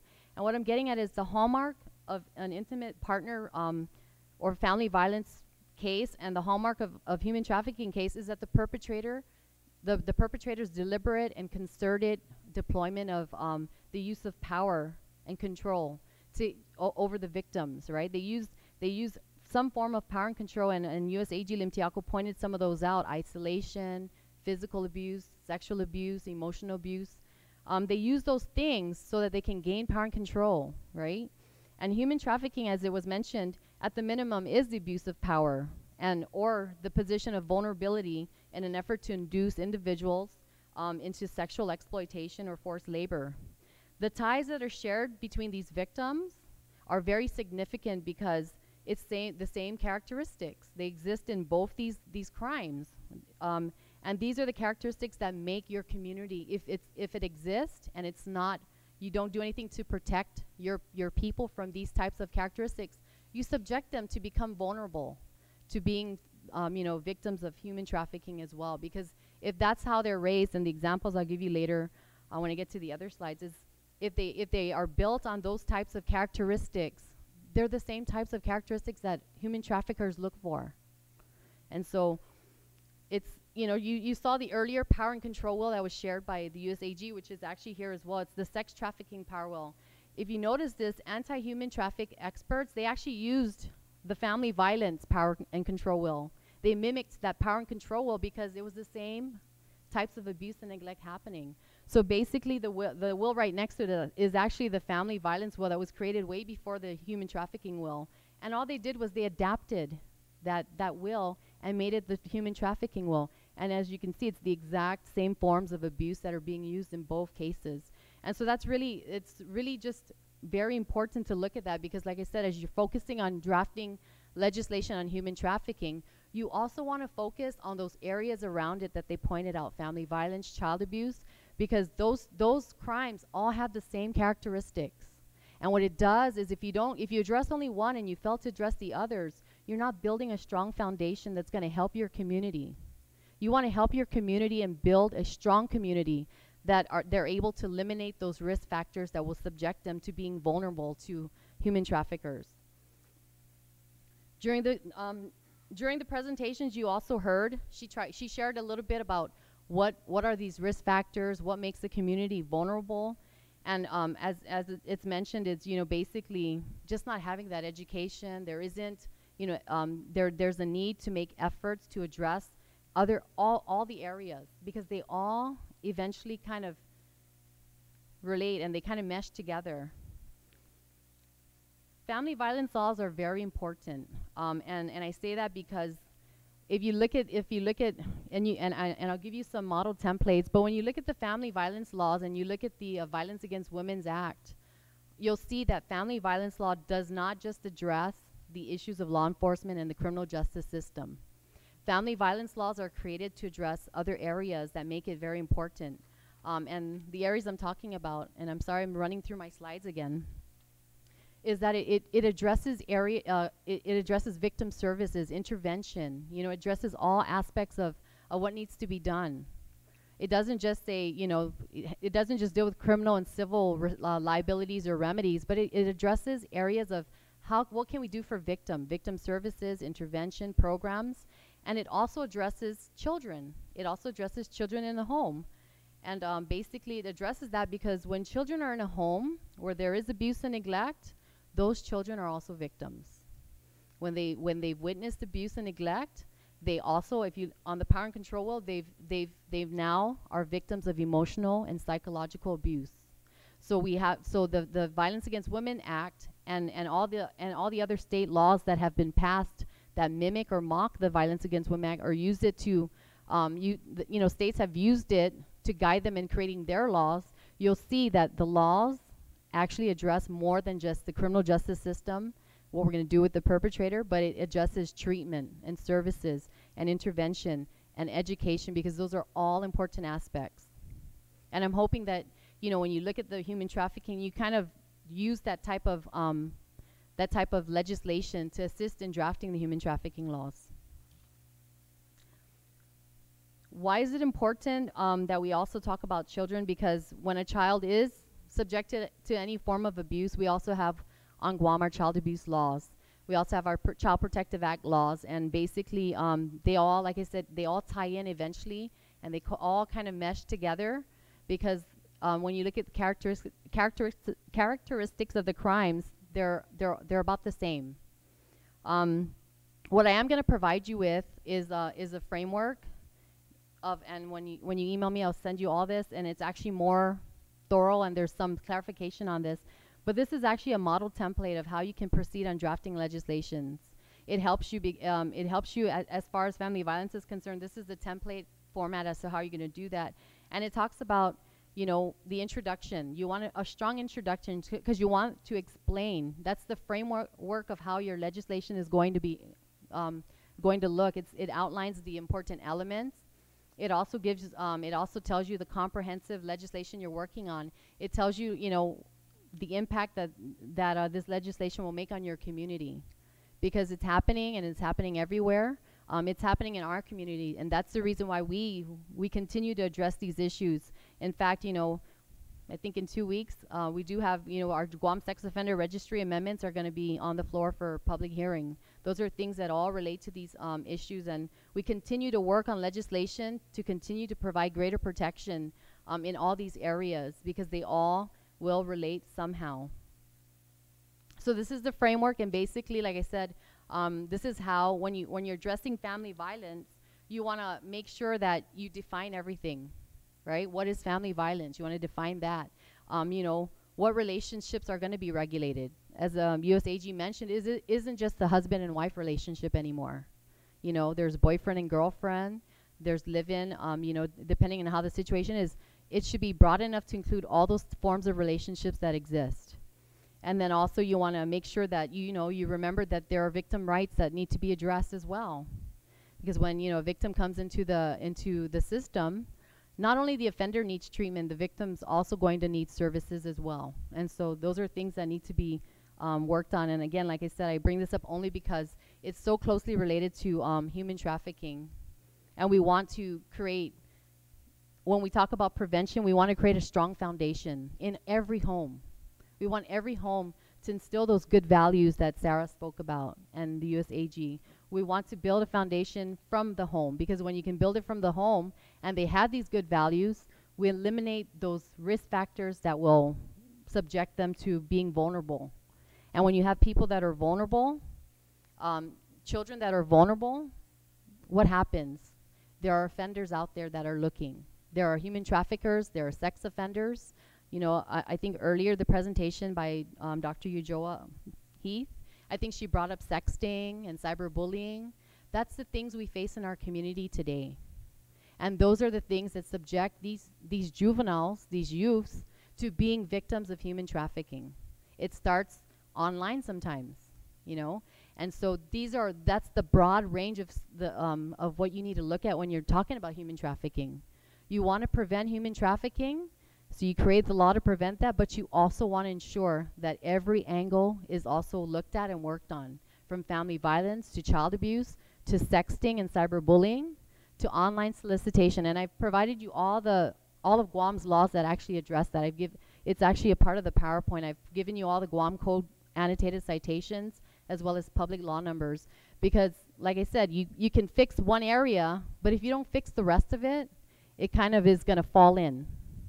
Okay, so if you can address human trafficking and you can and look at the broader scope and start to address the other areas where you need to address, because really when you think of human trafficking, sometimes you actually hear that these people were solicited online. These kids posted stuff and the predators went online and that's where they were found.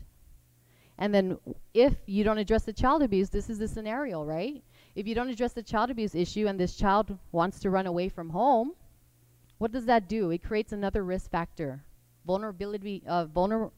Be more vulnerable to these human traffickers, right? Because now this child is now going to be a delinquent and wants to run away because they're being abused at home. And what does that do? It subjects them to possibly being victimized by human traffickers. They meet somebody online.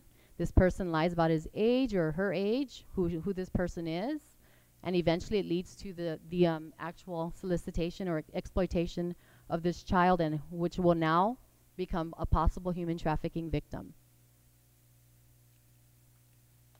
This is actually Guam's legislation. This is actually our public law that on family violence, and this is just an example of what you can use. The earlier template actually gives you all kinds of ideas as to why you should enact legislation, but you know, we pretty much went with, again, trying to follow violence against women because we wanted to ensure that victims and children's needs were being addressed, and also that offenders were given the right treatment and program and services.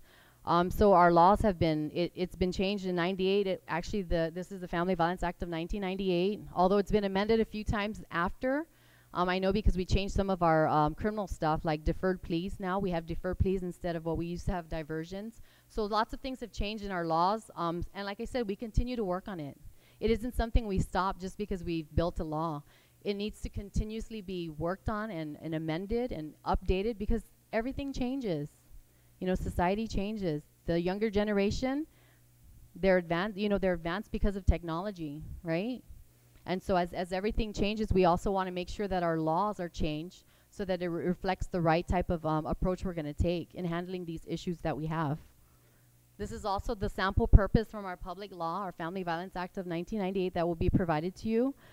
These are all of our family violence laws and child abuse laws, including the solicitation of children online. As I mentioned, you know, when you look at human trafficking, as you guys are working on creating your laws, you also want to make sure you touch base on the rest of the laws that kind of circle, that kind of, you know, have that possibility of leading to human trafficking. Because like I said, you can have that human trafficking law, but if you don't have the other laws around you to support that, you're gonna leave one door open. And so you don't want any of those doors open for people to be victimized. This is our actual family violence law. Like I said, I'm going to shoot through this. So I'm going to shoot through this. This is just the whole entire law itself. It's about, I had to cut and paste, so it's about 20 pages long. But this is the entire law. So it kind of gives you an idea as to what we did, so that when you guys do decide that you're going to take this back and try to work on something, at least you can kind of get the ideas as to what we've included in our laws. And again, like it's, you know, these laws have been, I know, amended as early as 2011, I think, on the deferred plea. I think the public law is on the bottom as well. So, yeah, it was amended by Public Law 31-109, which was in about September 30th, 2011. So we continue to work on these laws, and I also provided you the child abuse law of Guam. Basically, what we, you know, it's a small piece in our Guam Code annotated, but it plays a big role because, you know, children are victims. And every day we have so many children victims. Every day my team is busy working on CPS cases. We have so many children victims in our community that we just have to provide as much protection as we can for them and support. Because, you know, like I said, when you have a child abuse victim, what happens to these kids if you don't fix the problem at home? They're going to run away. They're going to be delinquent. They're going to commit delinquency acts that we don't want happening. And so we want to fix those problems, and we want to, you know, make sure that our community shows the youth, especially the youth, that there's a lot of support out there. You know, you want to decrease the amount of suicide rate, right? All these things all relate.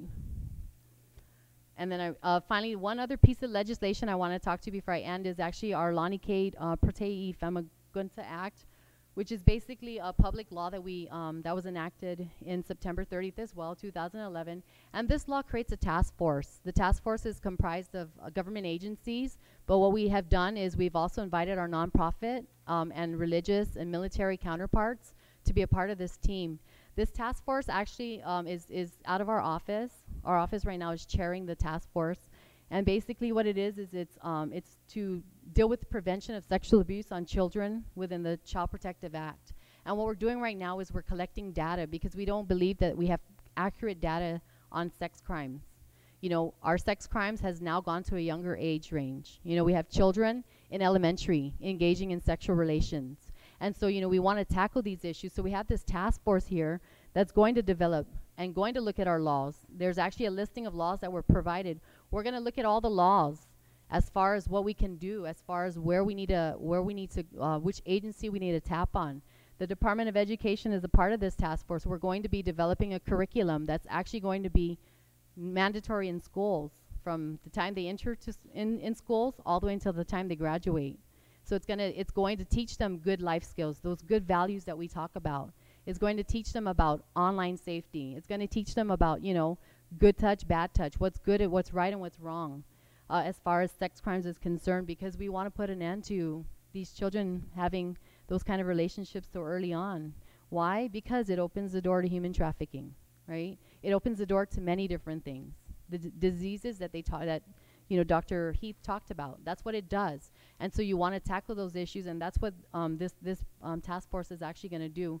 I provided you the public law number. Unfortunately, I wasn't able to cut and paste everything on time, but it is there. And if you have any questions, please, like I said, feel free to email me. I'll be glad to talk to you about the Legislatures.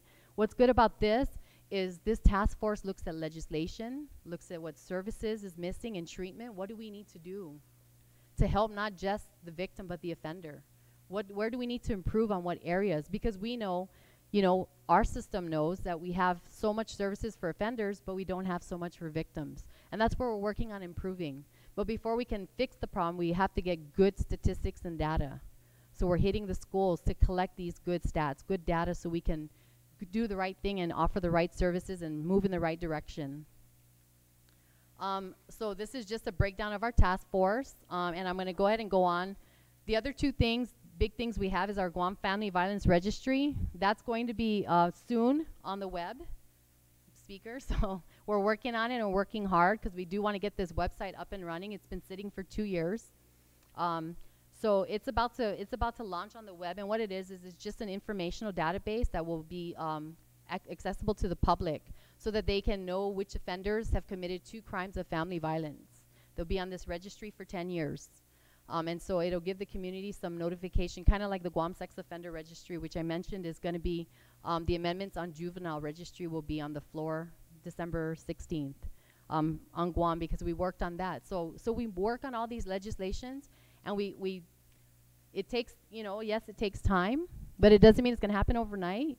But as you work on it and you develop it, you'll know which, you know, where you need to work on more or what needs to be done. And as things change, you eventually make those amendments to address those changing needs. And so that's what we're doing with the Sex Offender Registry, where we're addressing the issues of juvenile offender registration to ensure that we don't breach the confidentiality issues we have with our juveniles. And basically, I've provided you some resources, federal and local. I know there's more, but unfortunately, like I said, I didn't really get to it. I know, and I do have, my recommendations is creating this task force, you know what I mean? Whether it's a human trafficking task force that's going to identify areas you want to work on legislation, you know, similar to our, you know, we use our Legislatures task force to address all these other issues. Why? Because they all eventually end up working its ways together. And so even if it's child prevention on children, we know that we're still going to address adult issues. Why? Because adults are perpetrators. We want to know how we can fix perpetrators too.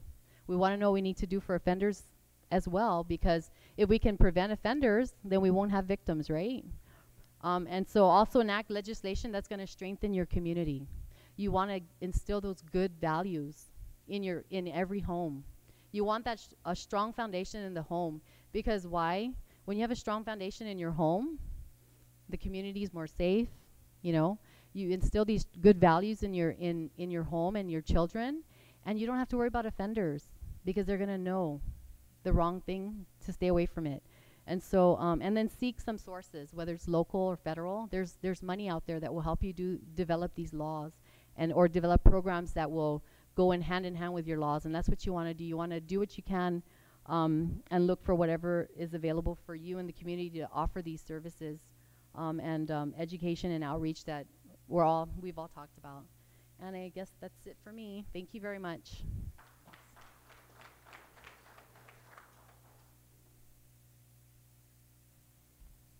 Before we do this transition, I was going to read a poem in Chamorro called Taza Humungog Ikatinya Zaberiga Sahafa Zamak I Finakilu. And I said, well, if I speak in read in Chamorro, you guys won't understand. So let me say it in English. No one heard her cry and wonders why. Break the silence. Mama was so beautiful inside and out. Her life was cruel. Many painful clouds. She withstood the pain, hoping for it to wane. Body bruised, always had an excuse. Each day she lived in fear. A punch, a slap was often near. She stood tall, friendly to all. Mama, please. Leave, leave, leave, I cried and begged as I hung onto her leg. Nowhere to go, no money to show. Leaving is not an option. Who would she turn to for protection? She would say, I have to stay. Move on to be strong, and be strong to move on. Don't be like me, still waiting to be free. I am too old, my story only to be told. I didn't know I had a choice. Please be my voice. Let someone hear you cry. The pain, the hurt will say goodbye. No more pain, no more sorrow, only hope for tomorrow. Let your cry be heard. Turn cries into words. This is a poem that was written. This is a cry from a mother, a wife, a daughter. Let's stop the pain of human trafficking, sexual assault, domestic and family violence. We need you to stand up with our women and children. Thank you.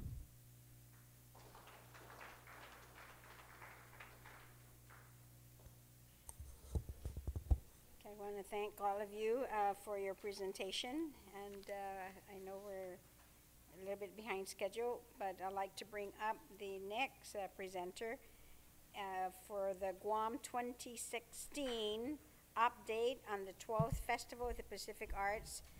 And to present will be Therese Ariola, who's the chair of the coordinating committee for FestBack 2016.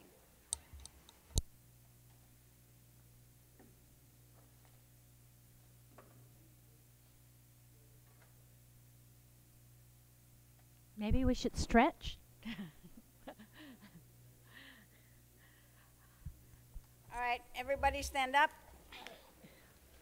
Okay, follow the leader. Everybody raise your hands all the way up. That's it, good. And then bend down, bend down, bend down. Then come right back up. Okay, go to the right. And then to the left, then to the front, And now you can sit. No. Thank you. Thank you. Thank you, Madam President.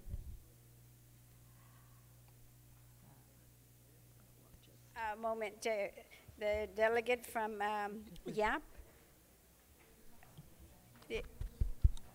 Thank you, Madam President.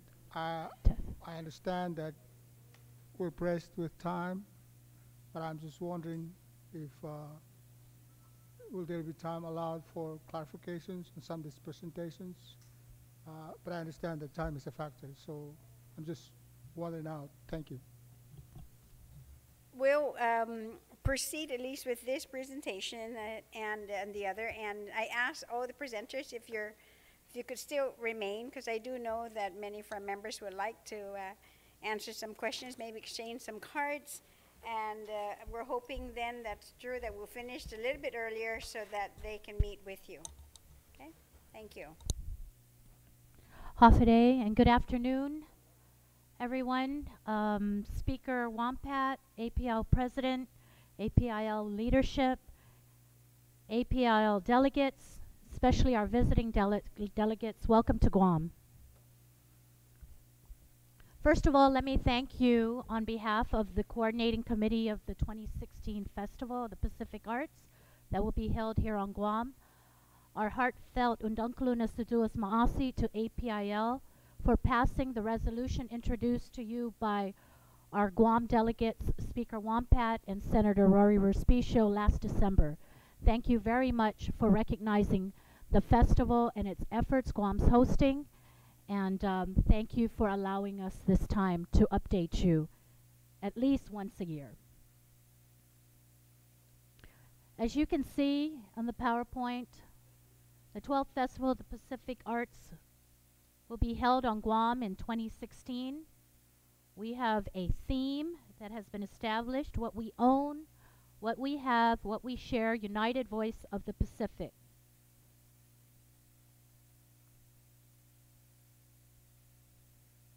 The Pacific Arts Festival, or commonly known as FESPAC, is a traveling festival hosted every 4 years by a different country in the Pacific, conceived by the Secretariat of the Pacific Community, SPC, to stop the erosion of traditional practices by sharing and exchanging culture at each festival. There are 27 participating island nations, as you can see, and all our APIL island nations are participants. In 2008, Guam was awarded host island nation for the 12th Festival of the Pacific Arts to be held in 2016. Guam will not only play host, but we will also be presenting our Chamorro culture to the world and to other delegations and other island nations. But we want to assure you that the coordinating committee has committed to making the region and highlighting our region as a priority in the Guam Festival. Guam's commitment. What has Guam done so far to ensure that Guam is ready and able to host the festival?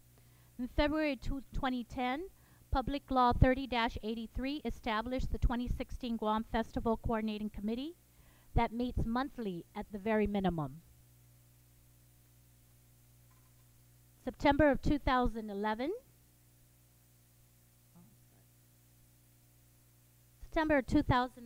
Public Law 31-77 created the Guam FESPAC Trust Account that has received appropriations of $1.4 million thus far, with a commitment to receive $5 million by 2016. The committee has established a working festival budget of $13 million, $11 million of which will come from the government of Guam, $5 million, as previously mentioned, cash appropriation, $6 million anticipated in kind, and $2 million from sponsors. Sorry, that's kind of small, but our organizational chart was just adopted recently. As you can see on the blue box, the council, SPC, holds the rights of the festival. Guam, with the 2016 Festival Committee, has been awarded, and the members of the committee has been established by public law.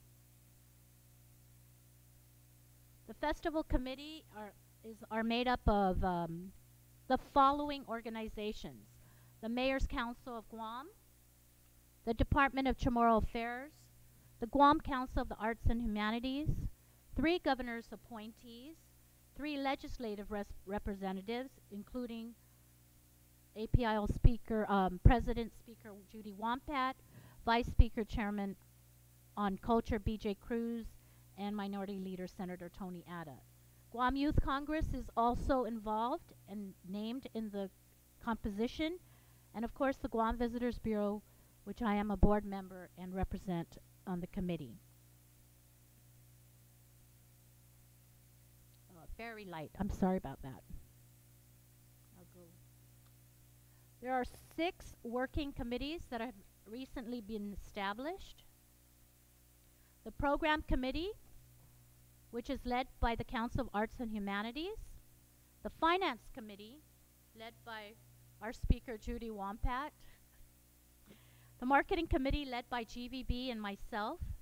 Logistics Operations Committee, led by the Honorary Chair, First Lady Christine Calvo, and Department of Chamorro Affairs, Joseph Cameron, President. The Volunteer Committee is led by Vice Speaker BJ Cruz, our Mayors and Youth Congress Speaker. And of course, last but not least, the Ceremonies Committee, led by Master Frank Rabon and Dr. Judy Flores, who are both practitioners. The Program Committee, which is one of the standing committees, have been working really hard. It's probably the most, I don't want to say the most important committee, but it's definitely the committee that works closest with the practitioners and the artisans. And they have established several art disciplines through a process that will be offered in the Guam Festival. The visual arts, performing arts, literary arts, traditional arts, forums, seminars, and workshops. Those are the 5 categories which Guam will be offering in the festival. The performing arts is led by Master of Chamorro Dance, Eileen Meno, and that will handle traditional and contemporary songs. Literary arts entails storytelling, theater, poetry, history, fashion. Traditional arts, demonstrations, and exhibits includes carving, blacksmithing, medicinal jewelry, tattoo, culinary, seafaring, weaving, and rope making. Visual arts includes traditional and contemporary art, illustrations, children's art, graphic arts, sculpture, poetry, painting, film, floral arts, caricatures, photography, and architecture. And forums, seminars, and workshops include political, cultural identity, tourism, youth, educational, environmental sustainability, and diaspora. One of the things that we've recently, the committee has recently established, and you're probably one of the first few bodies that has received this information. The festival dates have recently been established to Sunday, May 22nd to Saturday, June 4th, 2016. It's a 2-week period. These are some photos from the last festival in 2012 that was held in the Solomon Islands. As you can see in the center photo, what they did in the Solomon Islands is they made tiers in their hillside for bleachers at the opening ceremony. And if you can see the Guam flag, and so as each island nation went around, the children held up Guam posters that made up each flag. So beneath that Guam flag in the center are children holding it up. It's very beautiful.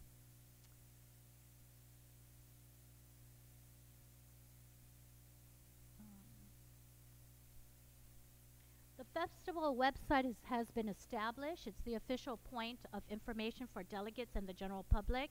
Our website, you can find us at www.guamfestpac2016.com. The festival venues are being discussed and will be determined very soon in 2014, no later than early 2014.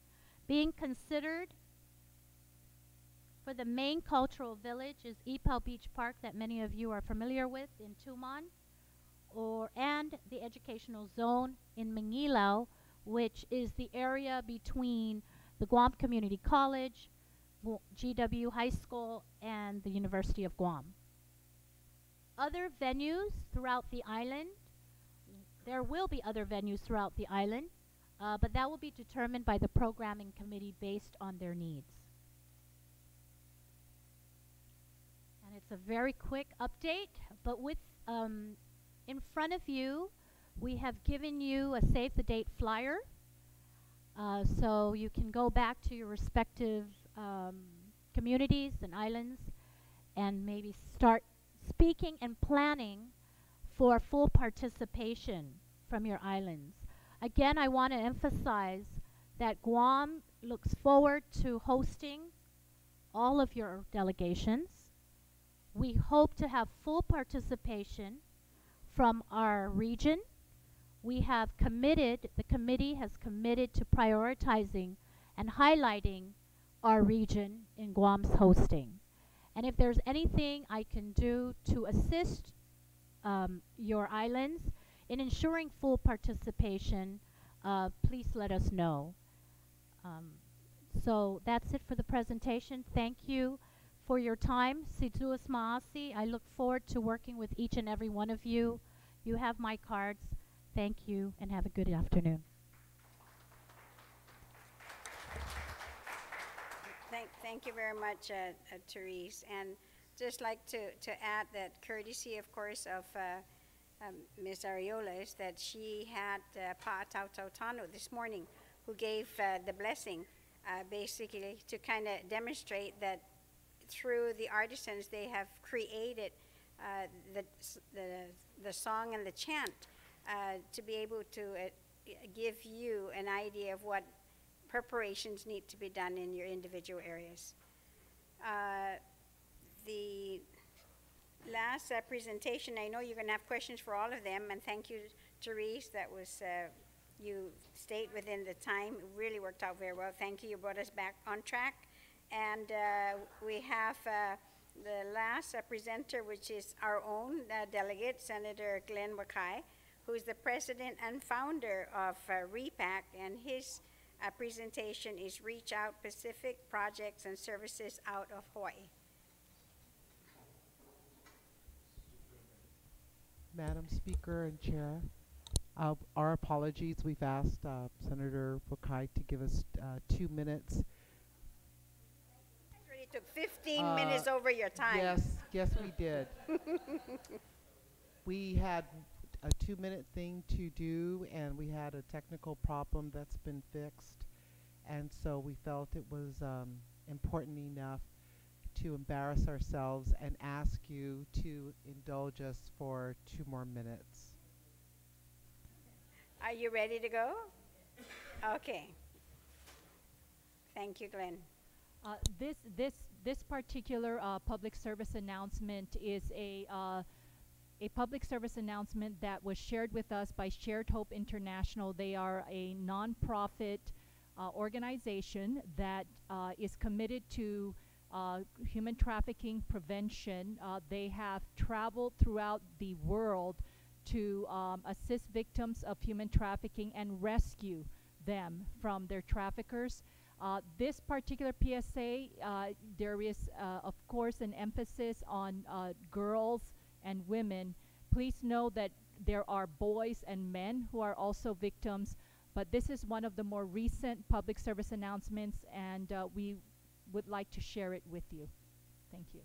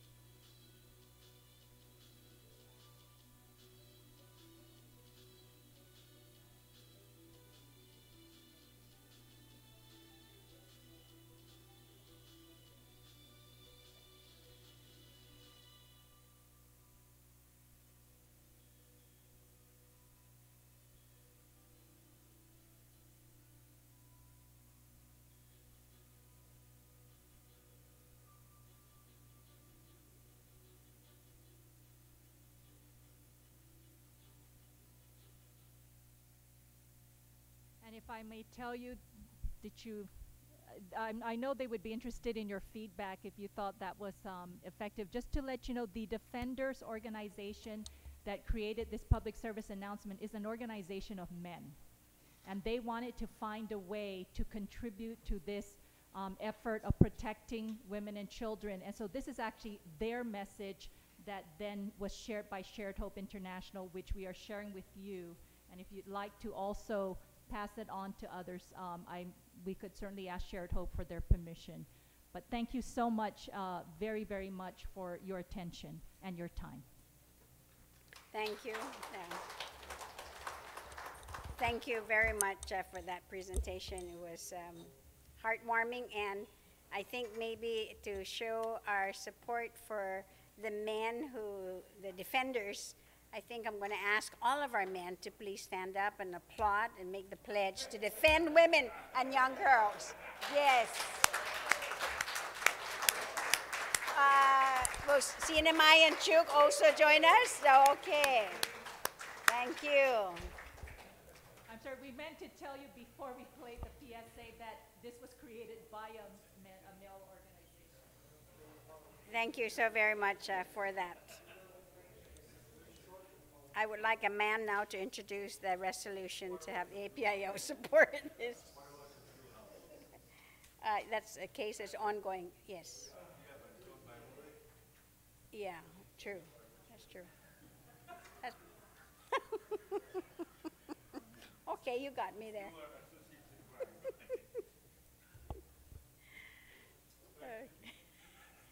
No, we're taking her all the way.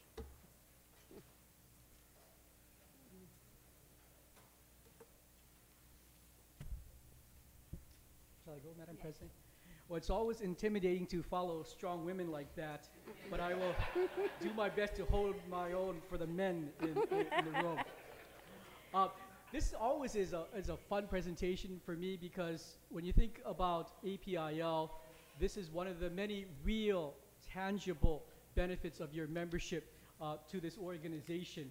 I know there are a few of you that are new. Just for a very quick recap of what we're about. We were established now going on to our 8th year, and over that 8-year time span, we've sent about $1.7 million worth of mainly educational and healthcare supplies, equipment to every single one of your jurisdictions.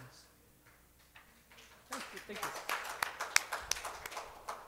Shortly after our meeting in Honolulu, we had a number of volunteers that sent 2 containers, 2 20-foot containers, one to Ponape, one to Palau. These were containers filled by the University of Hawaii Law School. The university is going through more electronic resources in their library system, so they had to get rid of some of their old stacks, right? The old shelves, and instead of just putting it to no use, they asked us to reuse them. And the shelves went to local schools in Palau, as well as the Palau Community College, and in Ponape went to Joe Daisy and the College of Micronesia there in Ponape, and are being put to very good use there. And here's a picture of the items arriving and our friends from Palau showing off the shelves, as well as the books that were also included in that shipment. And just a couple of months after that, again, the University of Hawaii Law School really purged their libraries there, and we had a 40-foot container this time, half of it filled with bookshelves again. And as you can see, there were a lot of educational furnitures from elementary schools that we also put into that container and sent over to the Marshall Islands.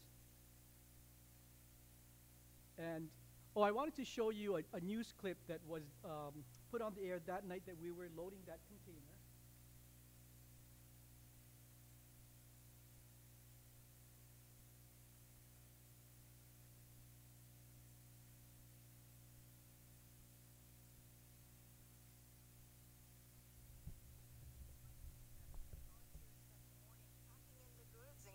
Tables, chairs, bookshelves, and educational materials. Many of these items would have gone to our landfills, but instead will be heading to an impoverished area of Micronesia. The UH Law School, Helemano Elementary, and Iolani School donated the items, and Matson donated the container. It should arrive in Micronesia in 3 weeks. Thank you so much, Rob. You're welcome. And thank you for joining us. See you again at 10. Good night. Take care. Good night. Let's hear something fun.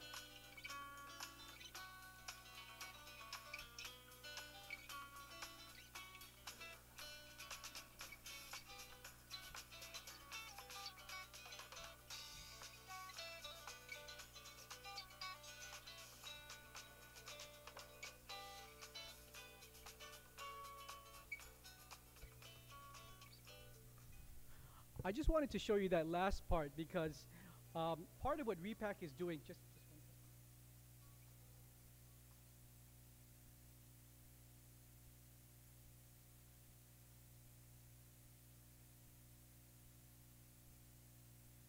second. Is part of our secondary mission is to let the people of Hawaii know about Micronesians and to polish up the bad image, unfortunately, that many Micronesians have to the greater population in Hawaii. So we try to do as much media outreach as possible that put Micronesians, as in the case here, volunteering for the greater good and putting the Micronesians in a positive light.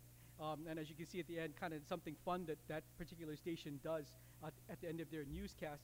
Again, to just show that Micronesians are not a blight for Hawaii, that they are very much contributors to the islands. And just a couple of months ago, those bookshelves as well as educational items landed up in the Marshall Islands, and I believe are being used at the College of the Marshall Islands. And here's an expansion of our Reach Out Pacific program. We had this really unique opportunity to partner with Aloha Medical Mission. They're an outfit out of Hawaii that goes a lot of times to the Philippines, but they go to Burma, they go to Indonesia, and in the case 2 months ago, they went to Nepal. And dental care in Nepal is abysmal. They don't brush their teeth because of lack of resources.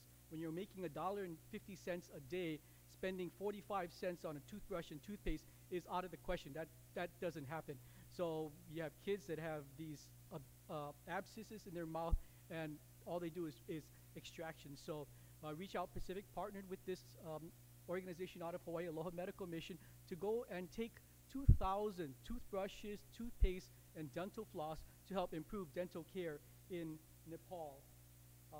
So myself and my wife Mickey and I took it there, and you can see us as we have distributed those toothbrushes, toothpaste, and dental floss to these hundreds of children at this one particular K through 12 elementary school. I think the school had about 200 kids, so each of them were able to get 10 toothbrushes, because we don't want it to be like, oh, brush your teeth for a week and then what you're going to do for the rest of the year, right?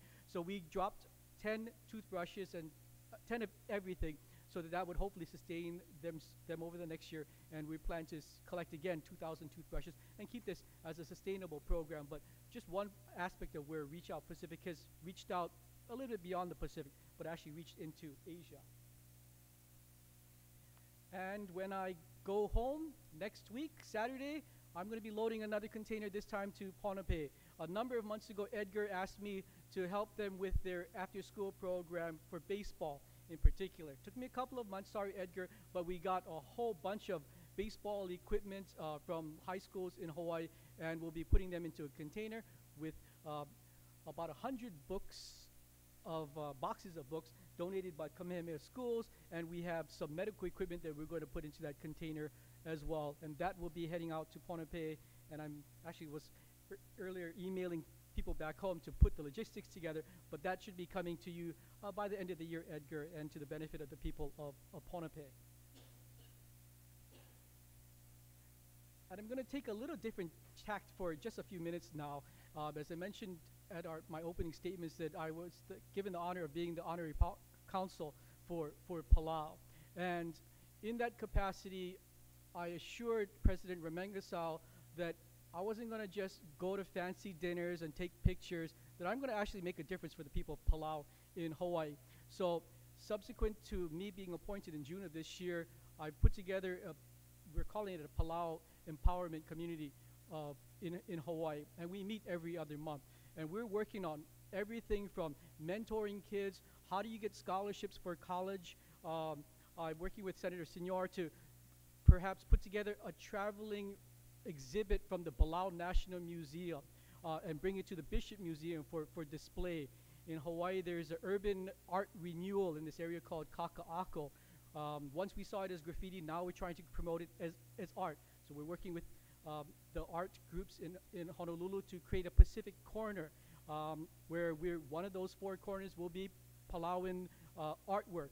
And I invite you, if you're interested, there's 3 more corners in that area, but have four areas of the Pacific represented in that corner there. And we just a week ago, the Palau community in Hawaii helped deliver meals for Meals on Wheels. Again, trying to show the greater community that Palauans and Micronesians can be very contributory, productive, positive influences in the community. So when you look at Reach Out Pacific and what we've done over the past 8 years, sure, we're still based about moving resources, needed resources out to all of our member entities here.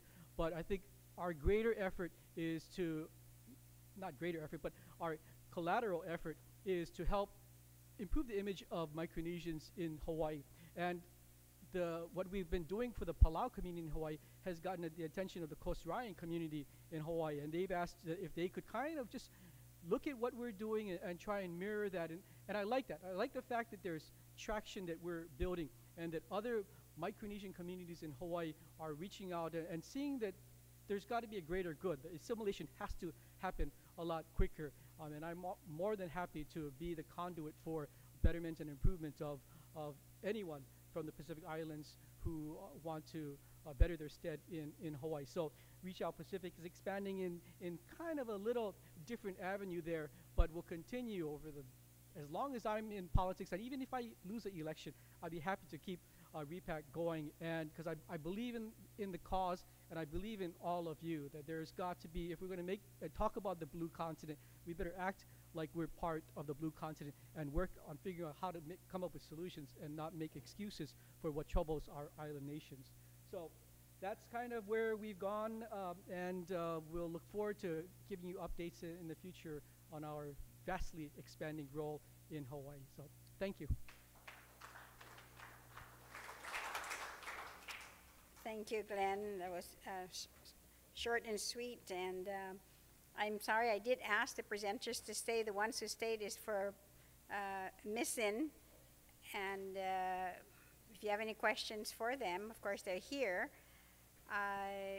If they're later on, maybe you can tell us specifically, what you would like to get from the earlier presentations, and we would request and maybe work with them to see if we can put it as part of our CD. Now, everything that they presented, though, will be part of the CD that we're going to be making copies for all of you. But if you wanted a hard copy, specifically of any of the legislations that were discussed by the district attorney and the assistant attorney general, then we'll work with them to make that available for you. Okay. So we're going to end a little bit earlier, but I like to ask that, based on our discussion this morning prior to lunch, is that you give that some thought, serious thought, in between, of course, the games tonight, and maybe before you sleep, as to think about this. And we will continue our discussion tomorrow, because if you notice, if you look at the agenda, it will be working with resolutions and the different committees, and then the the actions of those resolutions to be reported out in the afternoon. So we'll definitely work within those times to be able to look at this. What I'll also provide for you, maybe before you leave, I haven't done it yet, but if we can try to get to all of you a copy of our bylaws, then you can sit and review that as well for discussion tomorrow. We do have, let me try to see, so there's somebody that I saw here earlier. Okay, yes, we also have FESPAC and Therese is available to speak with you. And that's one very important discussion, primarily because you all need to start establishing your committees on your respective islands. So Mr. Vice President, you do have a question or a comment? Yeah, thank you, Madam President. Just a very brief comment and just share our appreciation and thank you for Senator Wakai for the container sent over to RMI, 40-footer container with bookshelves and other school materials.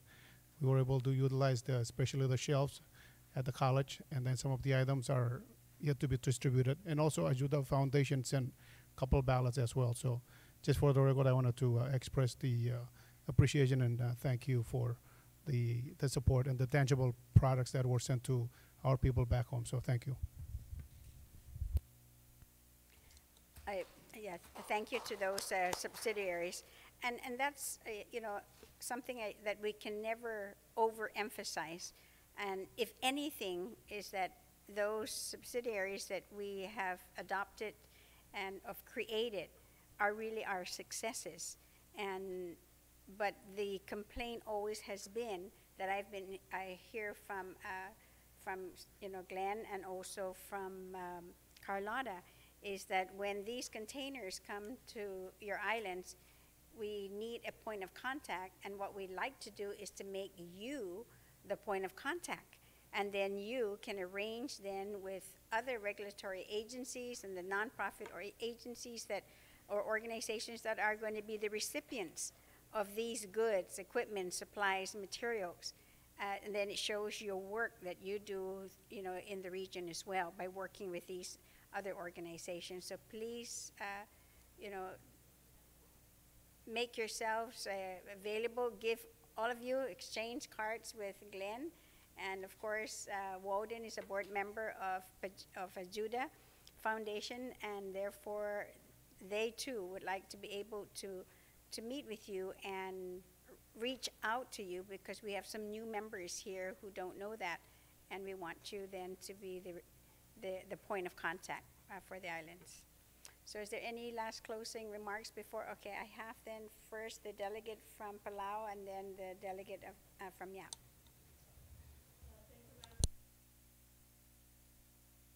Thank Senator Glenn Wakai and REPAC for all their good work,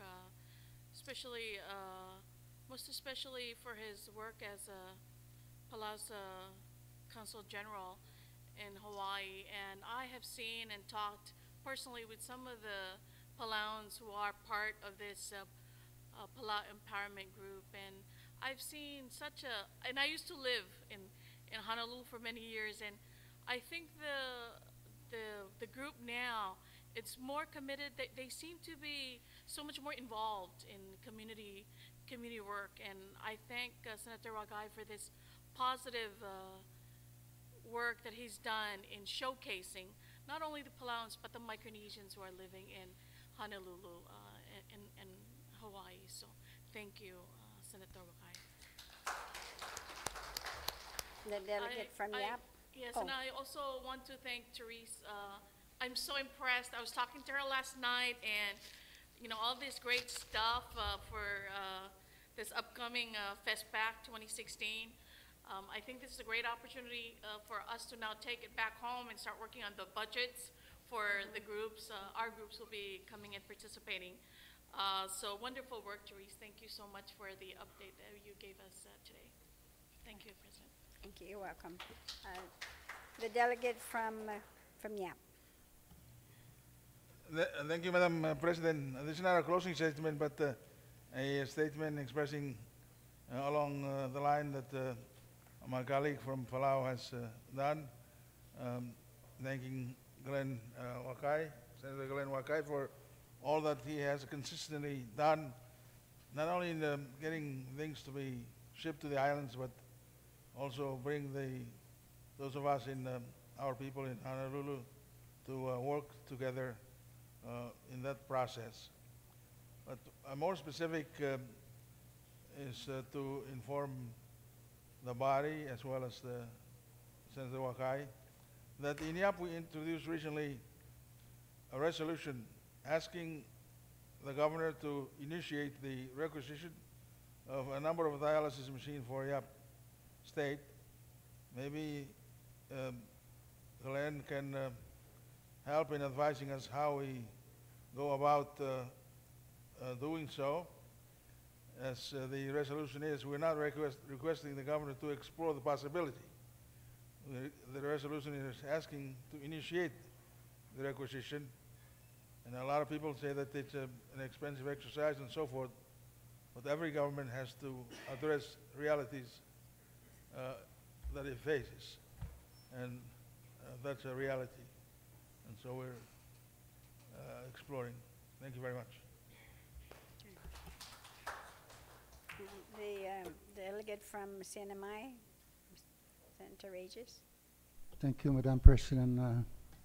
I'd also be remiss if I did not, I don't know if there was ever an opportunity to thank Glenn for many of the assistance he had provided the CNMI, but I want to take this opportunity to do so on behalf of the people of the Commonwealth, and more specifically to thank you for helping out on the rest of the member nations of APIL. And the latest, your latest effort in trying to promote the images of Micronesians in Hawaii, I think that's a very profound action that no one, I think, I didn't see that coming. So I'd like to thank you for it. And if ever an opportunity comes around, I was looking around for an attorney here to actually draft a resolution for me to make Glenn a permanent member of APIO, even if he were to leave politics. Then I would like to be the author of that resolution. Thank you, Glenn. Thank you. Yes, our delegate, our youngest delegate from Palau. Thank you, Madam President, for the opportunity. I just want to take this opportunity to also thank the presenters today for their very informative presentations. From the MYSN, Dr. Julie Uloa and Bernie, apology if I mispronounce your name, but Krejcik. Yeah, and also Alicia from the Preventive Human Trafficking in the Pacific Region, Alicia LG Limitiaco. And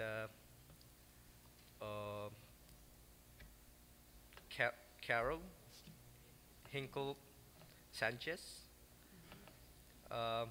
and especially also a member of the MYSN, who is also from the Republic of Palau, Kenny Reclay. I'm very proud of him being part of this organization. So thank you all. Thank you. Thank you very much. So then, is there a motion then to recess until tomorrow morning at 9 a.m.? But don't forget, at 5:30 we do have that friendship softball game at Agania Heights softball field. It's actually the village right above the Capitol. So, but I'm sure we'll give, when you need any assistance or directions, we'll be able to help you or all caravan up there. So is there a motion then to recess until tomorrow morning at 9? So moved. Hearing no objections then, so ordered. Thank you.